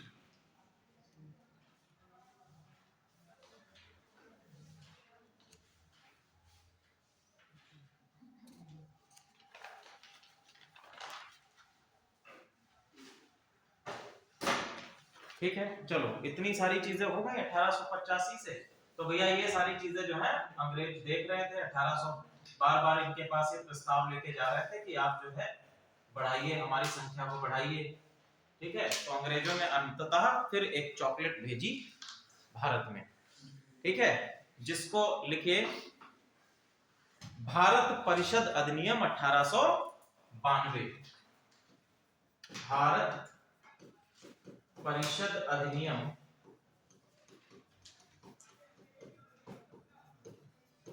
1892। पहला भारत परिषद अधिनियम हम लोगों ने अभी कब देखा था? इससे पहले का भारतीय परिषद अधिनियम कब देखा? 1861 में। ठीक है, इससे पहले हम लोगों ने देखा था ना 1861 में कि केंद्रीय विधान परिषद का विस्तार किया गया, जिसमें 6 से मेंबर्स की संख्या बढ़ाकर कितनी कर दी गई थी? 12 कर दी गई थी। ठीक है, अब देखो यहां तक आते आते अभी सदस्यों की संख्या तो 12 कर दी गई थी, लेकिन 1861 से 1892 तक का जो टाइम पीरियड है उसमें भारतीय, अगर हम लोग भारतीय लोगों की बात करें कि कितने भारतीय सदस्य रहे परिषद में, तो केवल और केवल इसमें भाग लेने वाले परिषदों सदस्यों की संख्या 45 ही रही है। 1861 से 1892 का जो टाइम पीरियड है, इस टाइम पीरियड में जो आपकी केंद्रीय विधायी परिषद है उसमें अगर भारतीय सदस्यों की संख्या काउंट करें तो केवल कितनी रही? 45। और ये टाइम पीरियड आप देख सकते हैं कितना लंबा है। ये टाइम पीरियड लगभग आपका कितना है? 33 इयर्स का है, और 33 साल में केवल 45 मेंबर्स ही केंद्रीय परिषद के भाग रहे हैं। ठीक है, 1892 के अधिनियम के कुछ जो आपके चीजें हैं उनको लिख लीजिए। पहला, कहा इन्होंने क्या किया? जो मांग चल रही थी कि केंद्रीय विधान परिषद का विस्तार, बोले ठीक है विस्तार करते हैं, करे दे रहे हैं विस्तार कर दिया। बोले क्या? केंद्रीय विधान परिषद में सदस्यों की संख्या कम से कम कितनी होनी चाहिए? 10, और अधिक से अधिक कितनी? अधिक से अधिक कितनी? 16। तो 12 से बढ़ाकर कितनी कर दी गई? 12 से बढ़ाकर कितनी कर दी गई? अधिक से अधिक 16 कर दी गई। यानी 33 साल के बाद जो हम लोगों को मिला स्थायी प्रतिनिधित्व, उसमें केवल क्या था? 4 मेंबर्स बढ़ाए गए, 4 सदस्य ही बढ़ाए गए। ठीक है, और यहां पर जो टर्म जोड़ा गया कि कम से कम 10, यानी कि 10 तो रखनी है, वो 12 भी हो सकती है। इट इज नॉट नेसेसरी कि 16 ही रखनी है। इट इज नॉट नेसेसरी कि 16 ही सदस्यों की संख्या रहनी चाहिए। अधिक से अधिक 16 हो सकते हैं, लेकिन कम से कम 10 का भी तो इसमें आपका फैक्ट जुड़ा हुआ है। ठीक है, तो 10 भी हो सकते हैं, 12 भी हो सकते हैं, 13 भी हो सकते हैं, 14 भी हो सकते हैं। ठीक है, तो आप खुद ही समझ लीजिए। नेक्स्ट इसमें क्या क्या किया गया, लिखिए। गैर सरकारी प्रतिनिधित्व प्रथम बार, या गैर सरकारी भारतीय प्रतिनिधित्व लिख लीजिए। भारतीय प्रतिनिधित्व प्रथम बार लाया गया जिनको बंगाल चैम्बर ऑफ कॉमर्स की सिफारिशों पर मनोनीत किया जाता था।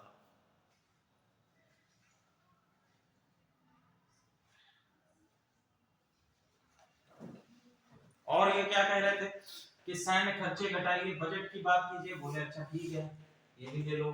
तो इन्होंने क्या कर दिया? बजट तथा वित्तीय मामलों पर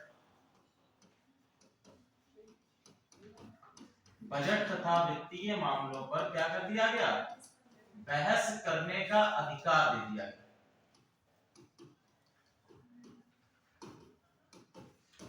ठीक है, बहस करने का अधिकार दे दिया गया। बोले आप ठीक है बजट पर भी बहस कर सकते हो, लेकिन आपकी कोई बात नहीं मानी जाएगी। केवल आप क्या कर सकते हो? बहस कर सकते हो, बात, लेकिन आपकी कोई भी सिफारिश, कोई भी दलील, किसी भी प्रकार की चीजें हम नहीं मानेंगे। ठीक है, ये बात कह दी गई। दूसरा, नेक्स्ट लिखिए, दूसरा, सार्वजनिक हितों पर, सार्वजनिक हितों पर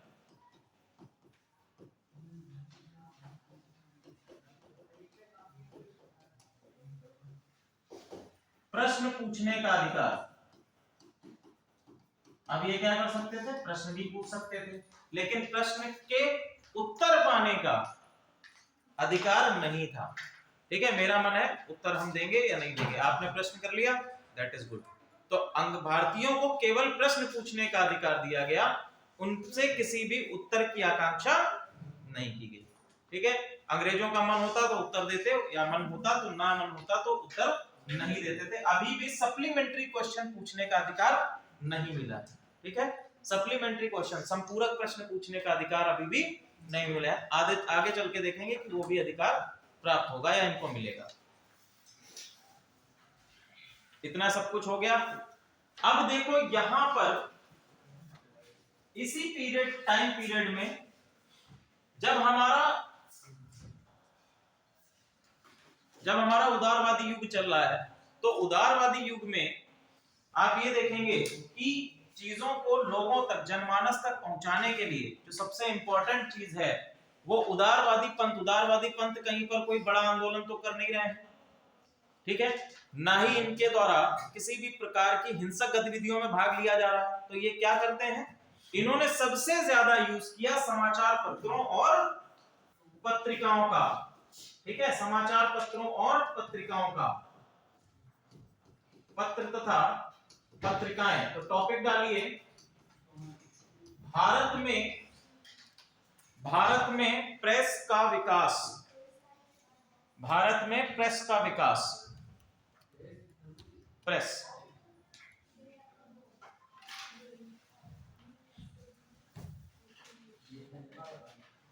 ठीक है, अब देखो प्रेस का विकास के लिए हम लोग थोड़ा सा पीछे चलेंगे। सबसे पहले लिखिए पत्रेक्षण अधिनियम, पत्रेक्षण अधिनियम 1799, इसको हम लोग कहेंगे pre censorship act 1799, pre censorship act 1799। अब ये बताइए, क्वेश्चन आपका बनेगा कि पत्रेक्षण अधिनियम जब भारत में आया तो उस समय भारत का वायसराय, भारत का गवर्नर जनरल कौन था, किसके द्वारा इसको लागू किया गया था? उस समय भारत का गवर्नर जनरल नहीं होता था, बंगाल का गवर्नर जनरल होता था। ठीक है, तो बताइए किस गवर्नर के द्वारा, किस गवर्नर जनरल ऑफ बंगाल के द्वारा पत्रेक्षण अधिनियम लाया गया? कौन बोला करजन? हाँ बताइए। Very good. ठीक है, तो 1799 के समय में कौन है यहाँ पर? लॉर्ड वेलेस्ली है। आप लोग नाम जरूर, आप लोग टाइम पीरियड के अनुसार ध्यान रखा करिए कि इस टाइम पीरियड में 1798 में हम लोगों ने देखा था कि स्थायी बंदोबस्त की नीति लाई गई थी। किसके द्वारा लाई गई थी स्थायी बंदोबस्त की नीति? कार्नवालिस के द्वारा लाई गई थी। और उसके जस्ट बाद आपको मिलेंगे लॉर्ड वेलेस्ली। ठीक है, नेक्स्ट हम लोग देखेंगे लॉर्ड वेलेस्ली ने लाया पत्रेक्षण अधिनियम, जिसको हम कहते हैं प्री सेंसरशिप। इसके अंतर्गत किया क्या जाता था कि कोई भी भारतीय समाचार पत्र है उसको पहले ब्रिटिशर्स के पास भेजा जाता था, और ब्रिटिशर्स क्या करते थे, उसके कंटेंट को पढ़कर उसको छापने के अधिकार प्रदान करते थे। ठीक है, कोई ऐसा कंटेंट ना छप जाए जिससे कि भारत में ब्रिटिशर्स के खिलाफ कोई बात कही जा रही हो। तो प्री सेंसरशिप आपका ये आ गया। ठीक है, इसको वेलेस्ली के द्वारा लागू किया गया था और इसको 1818 में पूर्णतः बंद कर दिया गया। 1818 में इसको पूर्णतः पत्रेक्षण अधिनियम को बंद कर दिया गया। नेक्स्ट आप लिखिए अनुज्ञप्ति अधिनियम प्रेस अधिनियम 1835, प्रेस अधिनियम 1835, जिसको मेटकॉफ अधिनियम भी कहते हैं। मेटकॉफ अधिनियम मेटकॉफ अधिनियम 1835, मेटकॉफ अधिनियम 1835, या जिसको हम लोग प्रेस अधिनियम भी कहते हैं, प्रेस अधिनियम, प्रेस अधिनियम, ठीक है, 1835 का प्रेस अधिनियम, जो मेटकॉफ की अध्यक्षता में लाया गया। मेटकॉफ को भारतीय समाचार पत्रों का मुक्तिदाता कहा जाता है, भारतीय समाचार पत्रों का मुक्तिदाता कहा जाता है। ध्यान रखिएगा, बहुत ही इंपॉर्टेंट आपका फैक्ट है। ऐसा भी पूछा जा सकता है कि किसको भारतीय समाचार पत्रों का मुक्तिदाता कहा जाता है, ठीक है। इसके अंतर्गत क्या किया गया, इसके अंतर्गत जो प्रकाशक है उसको केवल अपने प्रकाशन स्थल की जानकारी देनी होती थी, बाकी किसी प्रकार का सेंसरशिप या ये सब चीजें इस पे लागू नहीं होता है। तो इसमें क्या है, प्रकाशक को केवल प्रकाशन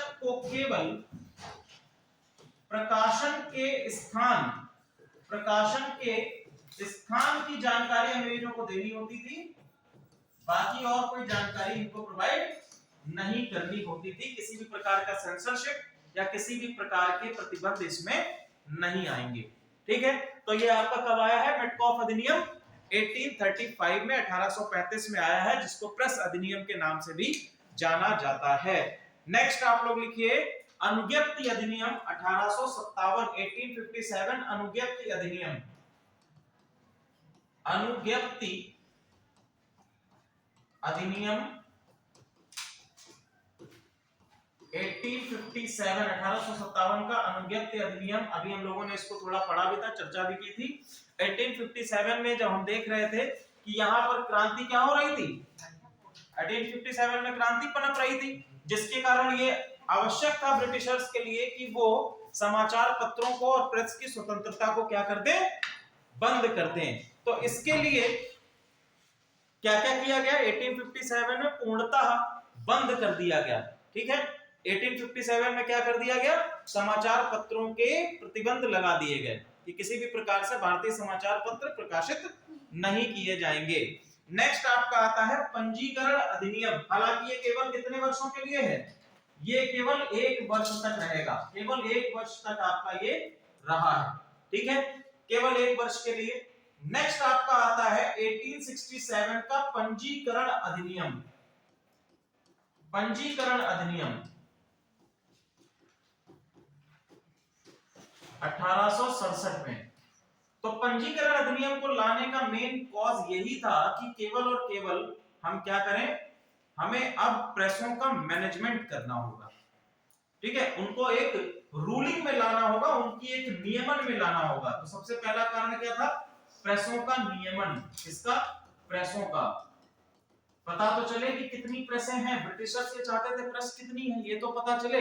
तो आपको क्या करना है, तो अपने प्रेस का आपको पंजीकरण कराना आवश्यक है, रजिस्ट्रेशन कराना आवश्यक कर दिया गया, ठीक है। रजिस्ट्रेशन कराने के साथ साथ जो भी आपकी प्रेस में पुस्तक छप रही है, पुस्तक को निशुल्क रूप में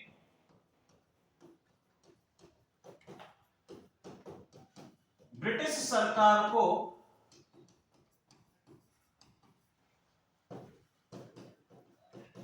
एक माह के भीतर उपलब्ध कराना,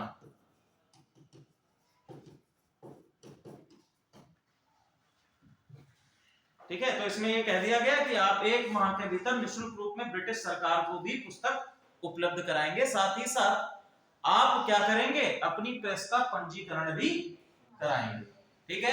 1867 में पंजीकरण अधिनियम आया। देखो मेंस में भी अगर आप क्वेश्चन लिखते हैं, अगर कोई भी क्वेश्चन आपका प्रेस के विकास से संबंधित आता है तो ये सारी चीजें आप लोगों के काम आएंगी।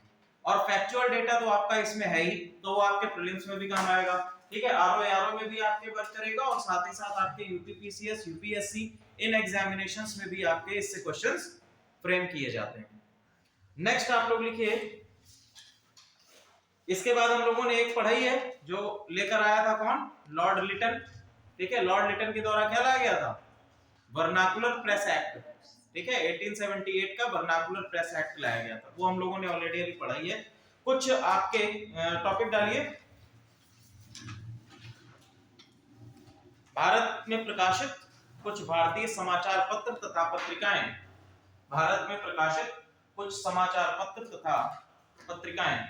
सम Indian newspapers and magazines and their editor.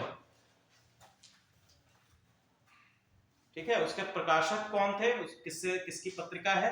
तो सबसे पहला लिखिए हिंदू तथा स्वदेश मित्र। हिंदू तथा स्वदेश मित्र,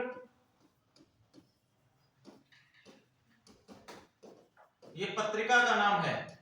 आप लोग ऐसा करके लिखिएगा, एक तरफ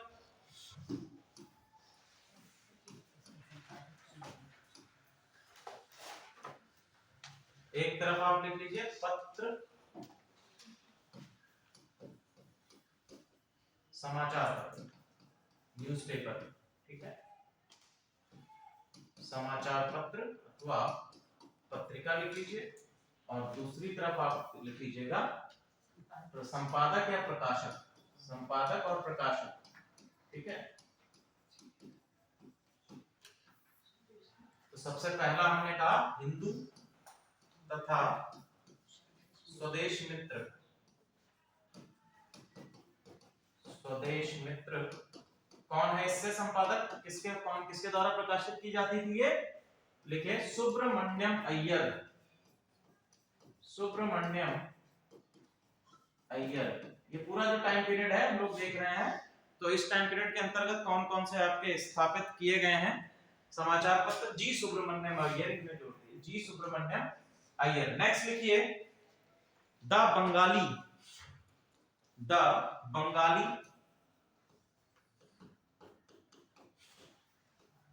ये किसके द्वारा किया गया है? सुरेंद्र नाथ बनर्जी। सुरेंद्र नाथ बनर्जी, द बंगाली, सुरेंद्र नाथ बनर्जी। फिर लिखिए voice of India. Voice of India,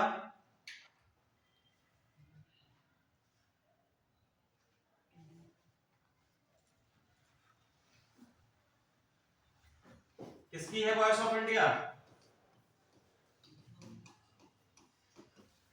voice of India किसकी है? दादा भाई नौरोजी। दादा भाई नौरोजी। ठीक है, इसके बाद देखिए अमृत बाजार। अमृत बाजार ये एक पत्रिका है, इसके हैं मोतीलाल घोष।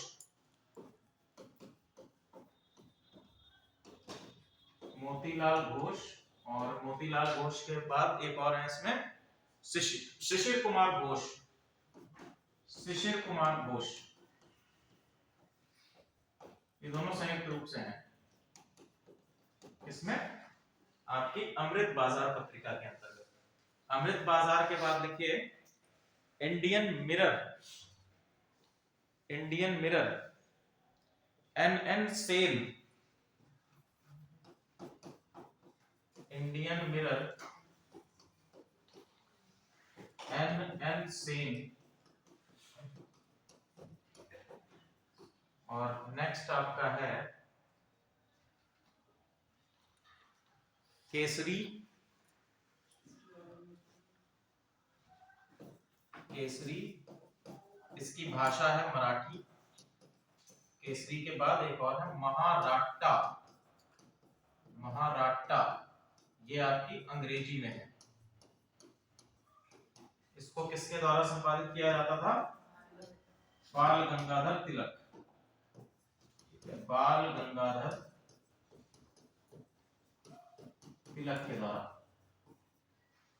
बाल गंगाधर तिलक के द्वारा। नेक्स्ट लिखिए सुधारक। अगला है सुधारक।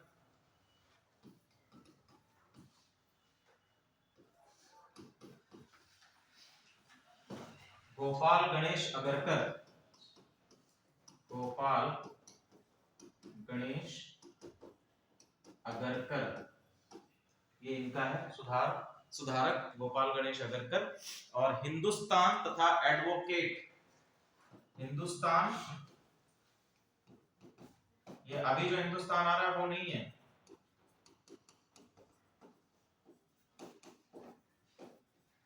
जीपी वर्मा, ये है जीपी वर्मा,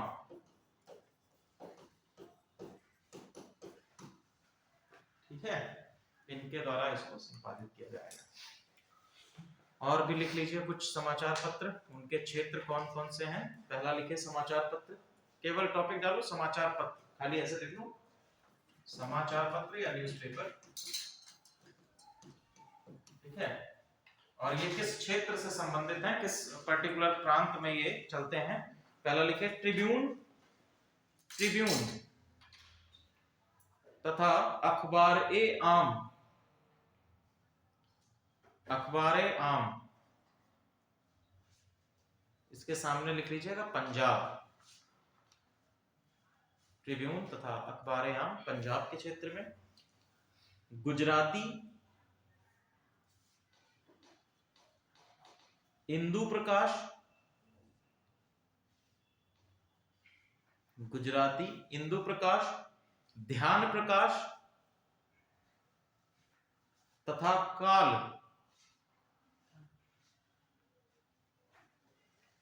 गुजराती इंदु प्रकाश, ध्यान प्रकाश तथा काल बंबई, बंबई। और नेक्स्ट सत्य प्रकाश, सॉरी सत्य प्रकाश, सोम प्रकाश,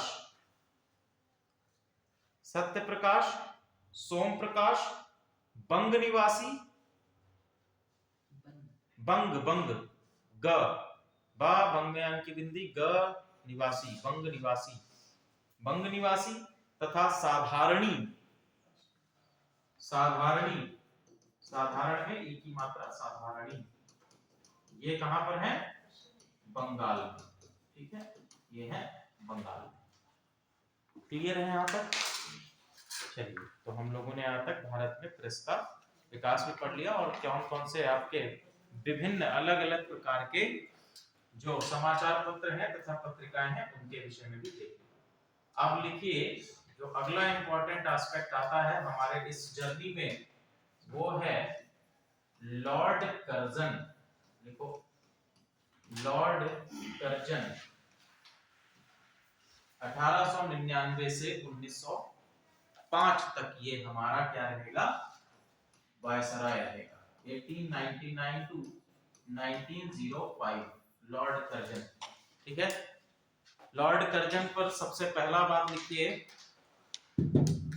आर्थिक सुधारों के अंतर्गत इसने क्या किया है।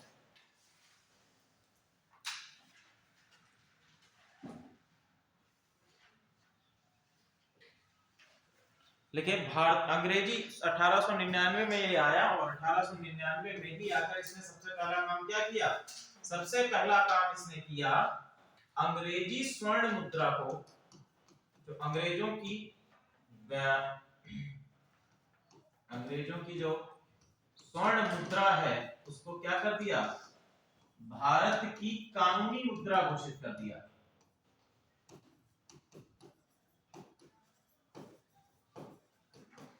भारत की कानूनी मुद्रा घोषित कर दिया, ठीक है। इसकी विनिमय दर भी निर्धारित की गई, देखिए विनिमय दर 15 रुपए प्रति पाउंड,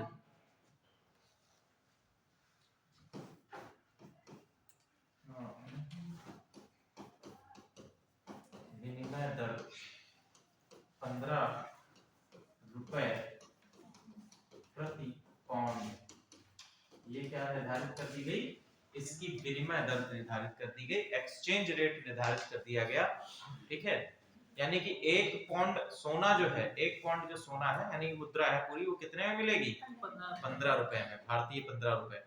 नेक्स्ट लिखिए 1904 में इन्होंने 1900 में the cooperative credit societies act, the cooperative credit societies 1904 में दी कोऑपरेटिव क्रेडिट सोसाइटीज एक्ट ये लेकर आया, ठीक है, बेसिकली ये लेकर आया था बंगाल के किसानों के लिए। ठीक है, बंगाल के क्षेत्र में किसानों के लिए इसको लाया गया था ताकि किसानों को क्या दिया जा सके, किसानों को क्या दिया जा सके, ऋण दिया जा सके। ठीक है, क्रेडिट दिया जा सके, इसके नाम में जुड़ा है क्या, क्रेडिट दिया जा सके। तो ऐसी संगठनों को स्थापित किया गया ग्रामीण क्षेत्रों में जो ग्रामीणों को कर दे रहे हैं, क्रेडिट दे रहे हैं। ठीक है, अब जब आपका अंग्रेज क्रेडिट दे रहे हैं तो इट मींस दैट कि धीरे धीरे वो क्या करेंगे, कब्जा करने का प्रयास करेंगे। ठीक है, नेक्स्ट 1900 में दी पंजाब लैंड एलिनेशन एक्ट, 1900 में दी पंजाब लैंड एलिनेशन एक्ट लेकर आया है लॉर्ड कर्जन। ठीक है, सिंध प्रांत में पंजाब लैंड एलिनेशन एक्ट, ये भी आपका 1900 में लेकर आया। और लिखिए Calcutta corporation act, Calcutta corporation act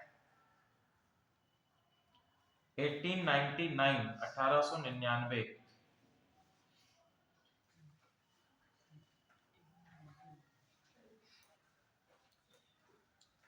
और प्राचीन सुरक्षा, प्राचीन स्मारक, प्राचीन स्मारक सुरक्षा कानून,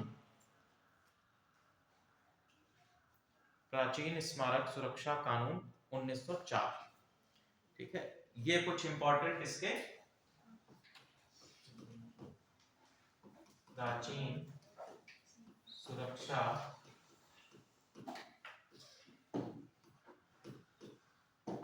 प्राचीन स्मारक सुरक्षा कानून, ये लाया गया है कब, 1904 में इसको लाया गया है।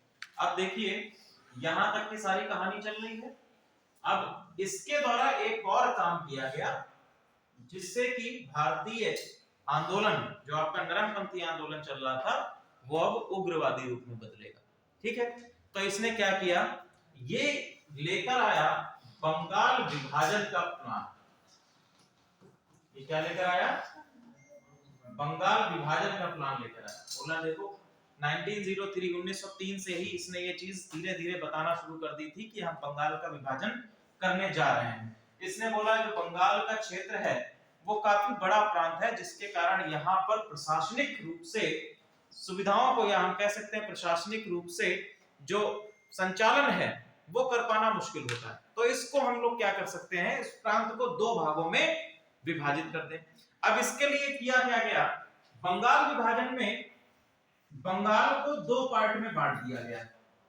एक आपका क्या हो गया, पश्चिमी हिस्सा, ठीक है, पश्चिम, और दूसरा आपका क्या हो गया, पूर्व। ये हम मान लेंगे पूरा बंगाल है, तो एक आपका पश्चिम कर दिया गया, दूसरा क्या कर दिया गया, पूर्वी हिस्सा कर दिया गया। अब पश्चिमी हिस्से में कौन कौन शामिल थे, पश्चिमी हिस्से में शामिल थे बिहार, उड़ीसा और पश्चिम बंगाल का हिस्सा। बंगाल का जो पश्चिमी हिस्सा है उसको सम्मिलित कर लिया। उधर आपका बांग्लादेश का हिस्सा ही, वो भी आपका उस समय बंगाल के प्रांत में ही आया करता था। ठीक है, तो वहां पर कौन कौन आ गए, पहला आपका आ गया असम, असम, पूर्वी बंगाल, असम आ जाएगा, पूर्वी बंगाल आ गया। इसके साथ साथ आपका आएगा राजशाही चटगांव ढाका, राजशाही चटगांव और ढाका, ये भी क्षेत्र किसके अंतर्गत आए, पूर्व के अंतर्गत आए। अगर हम लोग बात करें तो ये क्षेत्र क्या था, आपका मुस्लिम क्षेत्र कहा गया। ये क्षेत्र में मुस्लिम बाहुल्यता है, ठीक है, मुस्लिम बाहुल्य क्षेत्र है। और यहाँ की जो भाषा है, इस क्षेत्र की जो भाषा बताई गई, वो भाषा कौन सी आ गई, उड़िया। ठीक है, इस क्षेत्र की भाषा कौन है, उड़िया। इधर हम लोग आ जाएंगे अगर पश्चिम के क्षेत्र में, तो पश्चिम के क्षेत्र में हम देखेंगे कि यहाँ पर बाहुल्यता किसकी है, हिंदू बाहुल्य क्षेत्र है। ठीक है, हिंदू बाहुल्य क्षेत्र है। अगर हम लोग लैंग्वेज की बात करेंगे तो लैंग्वेज यहाँ पर हमको देखने को मिलेगी बिहारी। ठीक है, बिहारी लैंग्वेज यहाँ पर हमको देखने को मिलेगी आपके पश्चिम बंगाल के क्षेत्र में। और बेसिकली बंगाल का अगर रीजन कह दिया जाएगा तो वहां पर हम लोग बंगाली लैंग्वेज को बोलेंगे। बाकी आपका बिहार है, उड़ीसा का क्षेत्र है, ये सब बिहारी भाषा के अंतर्गत आ जाएगा, उड़िया भाषा में। विभाजन का दिन, किस दिन विभाजन किया गया, तो ये आपका पूरा क्या है प्लान है कि इस तरह से हम लोग इसको विभाजित करेंगे। अब लिखिए 16 अक्टूबर 1905, 16 अक्टूबर 1905, ये क्या माना जाता है, ये है विभाजन का दिन, विभाजन का दिवस। इस दिन क्या कर दिया गया, इसको विभाजित कर दिया गया। ठीक है, विभाजित कर दिया गया। जब इसको विभाजित कर दिया गया तो बंगाल के क्षेत्र में इस दिवस को किस रूप में मनाया गया, बंगाल के क्षेत्र में इस दिवस को शोक दिवस के रूप में मनाया गया, शोक दिवस के रूप में मनाया गया। साथ ही साथ इसी दिन पर बंगाल में रक्षाबंधन के रूप में इस दिन को मनाया गया। लोगों ने एक दूसरे के हाथों में राखी बांधकर इस दिवस को मनाया, रक्षाबंधन का त्योहार मनाया गया। साथ ही साथ यहाँ पर जो आपके रविंद्रनाथ टैगोर हैं, टैगोर ने एक कथन भी दिया। क्या बोला उन्होंने, आमार सोनार बांग्ला, क्या बोला, आमार सोनार बांग्ला, आमार सोनार बांग्ला, बांग्ला एकला चलो रे, एकला चलो रे। ठीक है, तो ये कथन भी इसी दिवस के पास दिया गया है। ठीक है, अब देखो जैसे ही आपका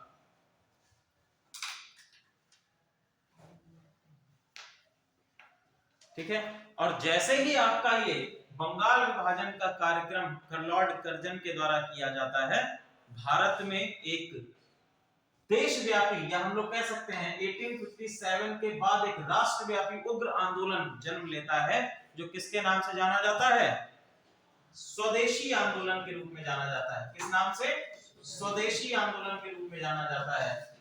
और ये स्वदेशी आंदोलन आप देखेंगे कि किस प्रकार से भारत में एक नए चरण या द्वितीय चरण जिसको हम कहते हैं, जिसको हम लोग क्या कहते हैं, उग्रवादी चरण कहते हैं, उसको जन्म देता है। ठीक है, यहीं से हम लोग देखेंगे कि लाल बाल पाल, जो आपके बाल गंगाधर तिलक हैं, लाला लाजपत राय हैं और बिपिन चंद्र पाल हैं, इनका भी भारतीय जो आपका स्वतंत्रता आंदोलन है उसमें इनकी राजनीतिक पैठ, और हम कह सकते हैं कि इनका राजनीतिक नेतृत्व किस प्रकार से आगे बढ़ता है। ठीक है, तो टॉपिक डालिए स्वदेशी आंदोलन, स्वदेशी आंदोलन।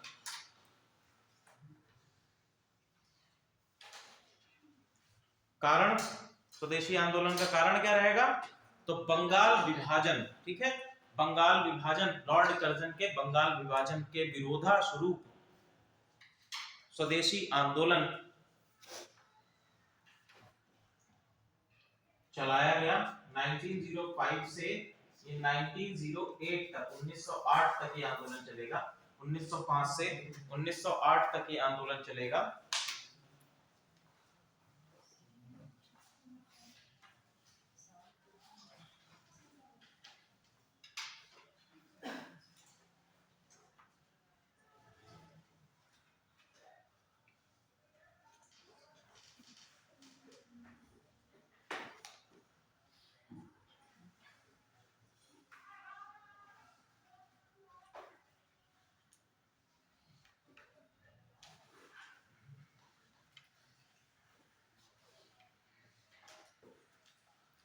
ठीक है, तो स्वदेशी आंदोलन के अंतर्गत हम ये देखेंगे अभी तक क्या हो रहा था, उदारवादी जो नीतियां चली आ रही थी 1909 तक, 1905 तक, और अब तक आते आते बंगाल के विभाजन के समय तक आते आते ये महसूस हो गया कि उदारवादी नीतियां पूरी तरह से फेल हो चुकी हैं। तो स्वदेशी आंदोलन के अंतर्गत सबसे पहला चीज क्या अपनाई गई, सबसे पहली चीज ये अपनाई गई कि इन्होंने मांग करी किसकी, पूर्ण स्वराज की। अब इन्होंने क्या था, अब ये क्या चाहते थे, अब ये अंग्रेजों से पूर्ण स्वतंत्रता चाहते थे कि अब हमें क्या है, स्वतंत्रता चाहिए। ठीक है, दूसरा चीज हम लोग स्वदेशी आंदोलन के अंतर्गत देखेंगे कि इन्होंने विदेशी वस्तुओं का बहिष्कार किया गया। विदेशी शासन तथा विदेशी वस्तुओं का बहिष्कार, विदेशी वस्तुओं का बहिष्कार किया गया।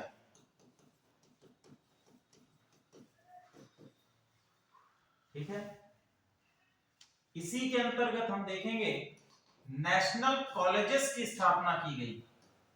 नेशनल कॉलेजेस की स्थापना की गई, बहुत सारे नेशनल, बंगाल में नेशनल कॉलेज बनाया गया, मदन मोहन मालवीय को उसकी प्रिंसिपल के तौर पर स्थापित किया गया। ठीक है, नेशनल कॉलेजेस की स्थापना, यानी कि अब जो अंग्रेजी शिक्षा, जो पाश्चात्य शिक्षा अभी तक भारतीयों को दी जा रही थी, उसका बहिष्कार भी करना शुरू कर दिया गया।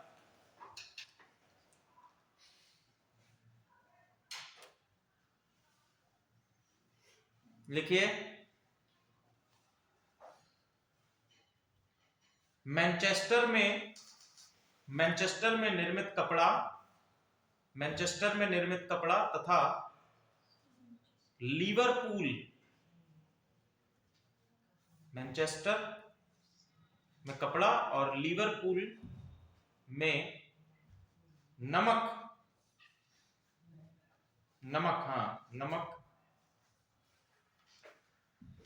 का भारत में बहिष्कार किया गया।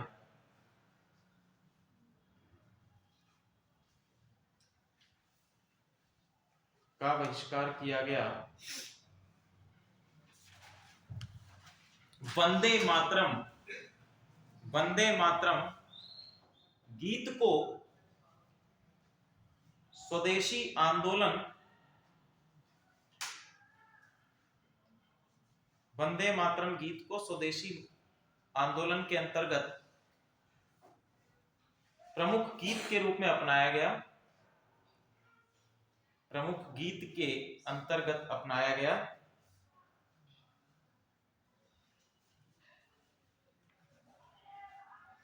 नेक्स्ट पॉइंट बना के लिख लीजिएगा इस तरह से। स्थान है पूना और बॉम्बे, अलग अलग जगह पर अलग अलग नेतृत्व करता थे। तो पूना और बॉम्बे में कौन नेतृत्व कर रहा था? लिखिए, बाल गंगाधर तिलक। ठीक है, पूना और बॉम्बे में कौन है? बाल गंगाधर तिलक। ये पूना और बॉम्बे में है, बाल गंगाधर तिलक के बाद लिखिए नेक्स्ट लाला लाजपत राय और अजीत सिंह। नहीं, इसमें नहीं, नेक्स्ट पॉइंट बना के लिखो, या ऐसे पूना और बॉम्बे हो गया। अब आगे लिख लो पंजाब, और पंजाब के आगे लिख लो लाला लाजपत राय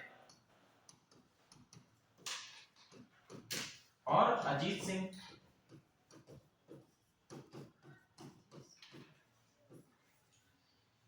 लाला लाजपत राय और अजीत सिंह। इसके बाद नेक्स्ट लिखो दिल्ली में सैयद हैदर रजा। दिल्ली में सैयद हैदर रजा, सैयद हैदर रजा और मद्रास में लिखिए चिदम्बरम पिल्लई।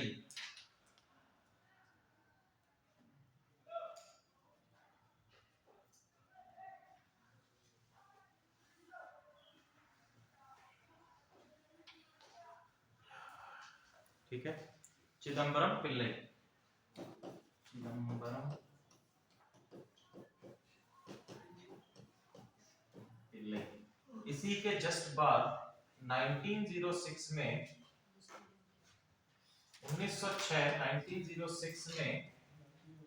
कलकत्ता अधिवेशन होता है,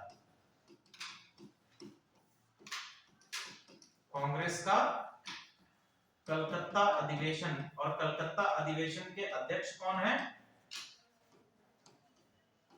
दादा भाई नौरोजी।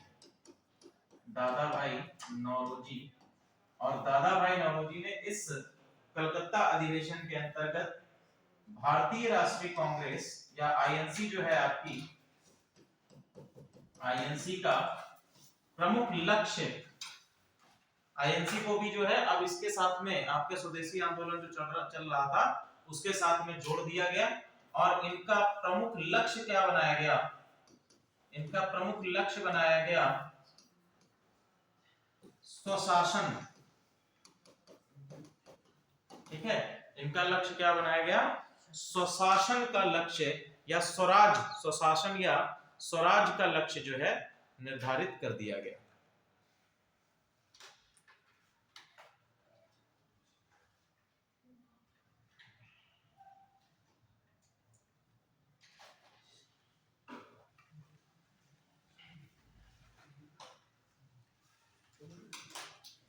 ठीक है, तो अब देखिए ये पूरा जो आपका भारतीय जो आपका स्वदेशी आंदोलन है, स्वदेशी आंदोलन पहला आंदोलन था जिसमें छात्रों ने भी पार्टिसिपेट किया, इसके साथ साथ महिलाओं ने भी साथ पार्टिसिपेट किया, और भारतीय समुदाय का वह वर्ग जो अभी तक भारतीय आंदोलन के साथ में नहीं जुड़ा हुआ था, जो हम लोग मध्यम वर्ग या आपका निम्न वर्ग कह सकते हैं, जो अभी तक इसके साथ में नहीं जुड़ा हुआ था, वो भी स्वदेशी आंदोलन के अंतर्गत इसके साथ में जुड़ा।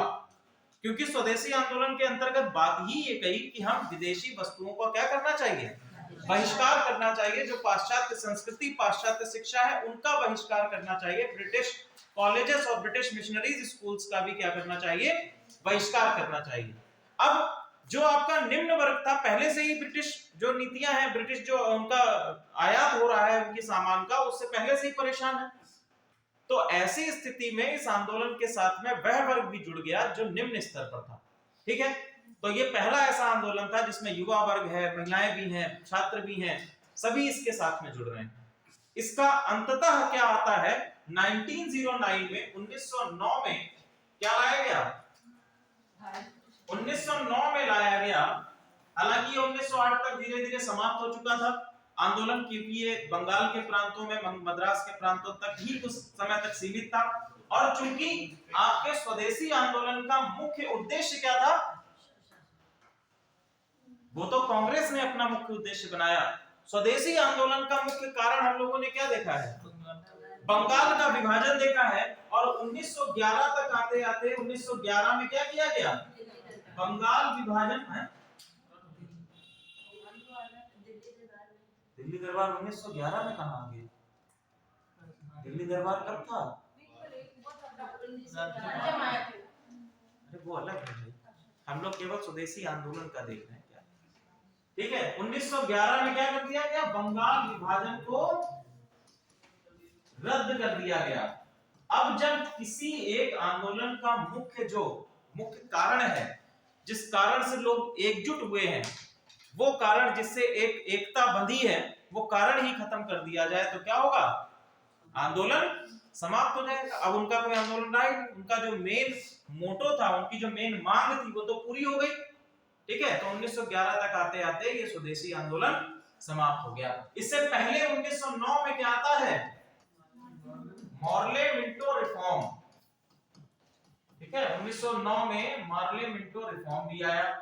इसमें जो बार बार कांग्रेस डिमांड कर रही थी कि हमें क्या दिया जाना चाहिए? स्वराज दिया जाना चाहिए, स्वशासन दिया जाना चाहिए, ये भी जो है इनके द्वारा एक्सेप्ट नहीं किया गया। ठीक है, एक्सेप्ट नहीं किया गया। अच्छा बताइए, मॉर्ले मिंटो रिफॉर्म के अंतर्गत क्या क्या बातें कही गई? मॉर्ले मिंटो रिफॉर्म तो पढ़ा है, 1909 का government of India act, polity में भी पढ़ा है, हिस्ट्री में भी पढ़ा है।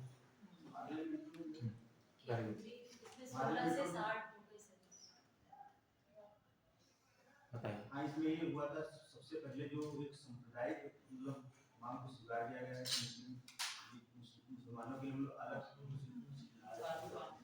और जो इसमें ये इसमें मतलब भारत की जो बंटवारे का जो नींव है, मतलब इसी में रखी है। Very good. और ठीक है, चलिए तो हम लोग आगे बढ़ते हैं, देखते हैं पहली चीज इसमें क्या करी गई। अब ये बार बार क्या कह रहे थे आईएनसी वाले कह रहे थे, देखिए उस समय तक आते आते आपके दो पॉलिटिकल हेड्स बन चुके थे। ठीक है, एक आपका बन चुका था इंडियन नेशनल कांग्रेस। ठीक है, इंडियन नेशनल कांग्रेस जो है अब राजनीतिक दल, या हम कह सकते हैं कि राजनीतिक पॉलिटिकल एंटिटी के रूप में अपने आप को एस्टेब्लिश कर चुकी थी। दूसरा आपका आता है मुस्लिम लीग।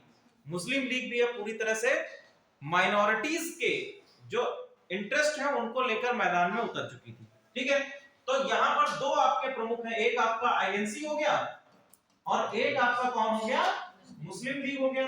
अब अंग्रेज जानते थे कि हम अगर इन दोनों की ही मांग को स्वीकार लें, इन दोनों को ही हम क्या करते हैं, चॉकलेट दे दें, तो क्या हो जाएगा, ये जो आपका स्वदेशी मूवमेंट चल रहा है ये समाप्त हो जाएगा। तो 1909 में ये एक्ट लेकर आए।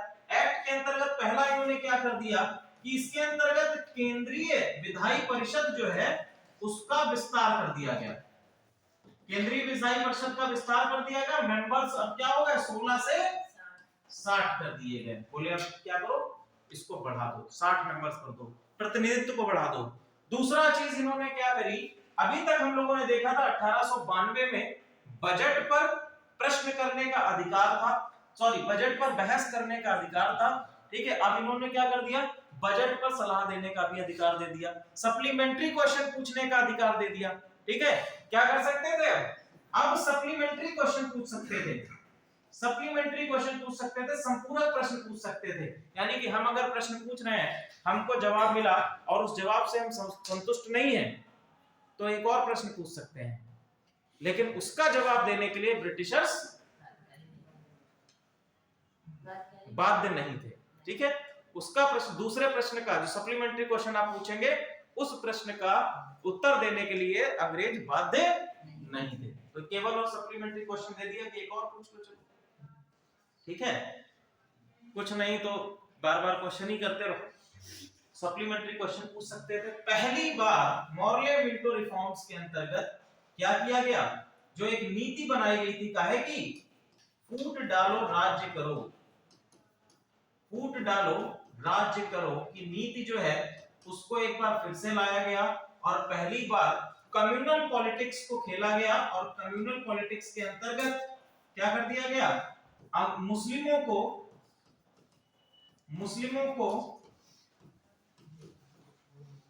पृथक निर्वाचन क्षेत्र या पृथक निर्वाचन मंडल का प्रावधान कर दिया गया। ठीक है, अब देखो दोनों की मांगे कंप्लीट हो गई, आईएनसी की भी मांग कंप्लीट हो रही है और मुस्लिम लीग की भी मांग कंप्लीट हो रही है। और यही दोनों क्या है, भारत में भारतीय स्वतंत्रता आंदोलन के अंतर्गत पॉलिटिकल एंटिटीज है, मेन पॉलिटिकल एंटिटीज है। दोनों की क्या हो गई, बातें स्वीकार ली गई। अब जब बातें स्वीकार ली गई तो लीडर्स क्या होंगे, हाशिए पर आ जाएंगे, दब जाएंगे और धीरे धीरे आपका ये जो स्वदेशी आंदोलन चल रहा था वो दबा दिया। अब कुछ हद तक थोड़ा बहुत 1909 में हो गया और अंत में 1911 में क्या हुआ, स्वदेशी आंदोलन, बंगाल का विभाजन ही रद्द कर दिया गया, तो स्वदेशी आंदोलन भी पूरी तरह से समाप्त हो गया। ठीक है, यहां तक सारी चीजें क्लियर हैं।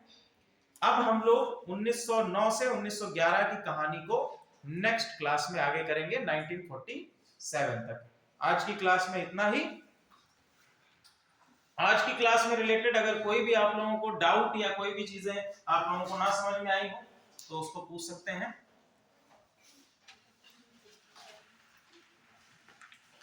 कोई भी ऐसी चीज जो अभी तक आप लोगों को ना इसमें समझ में आई हो, आज जो आप लोगों ने पढ़ा है।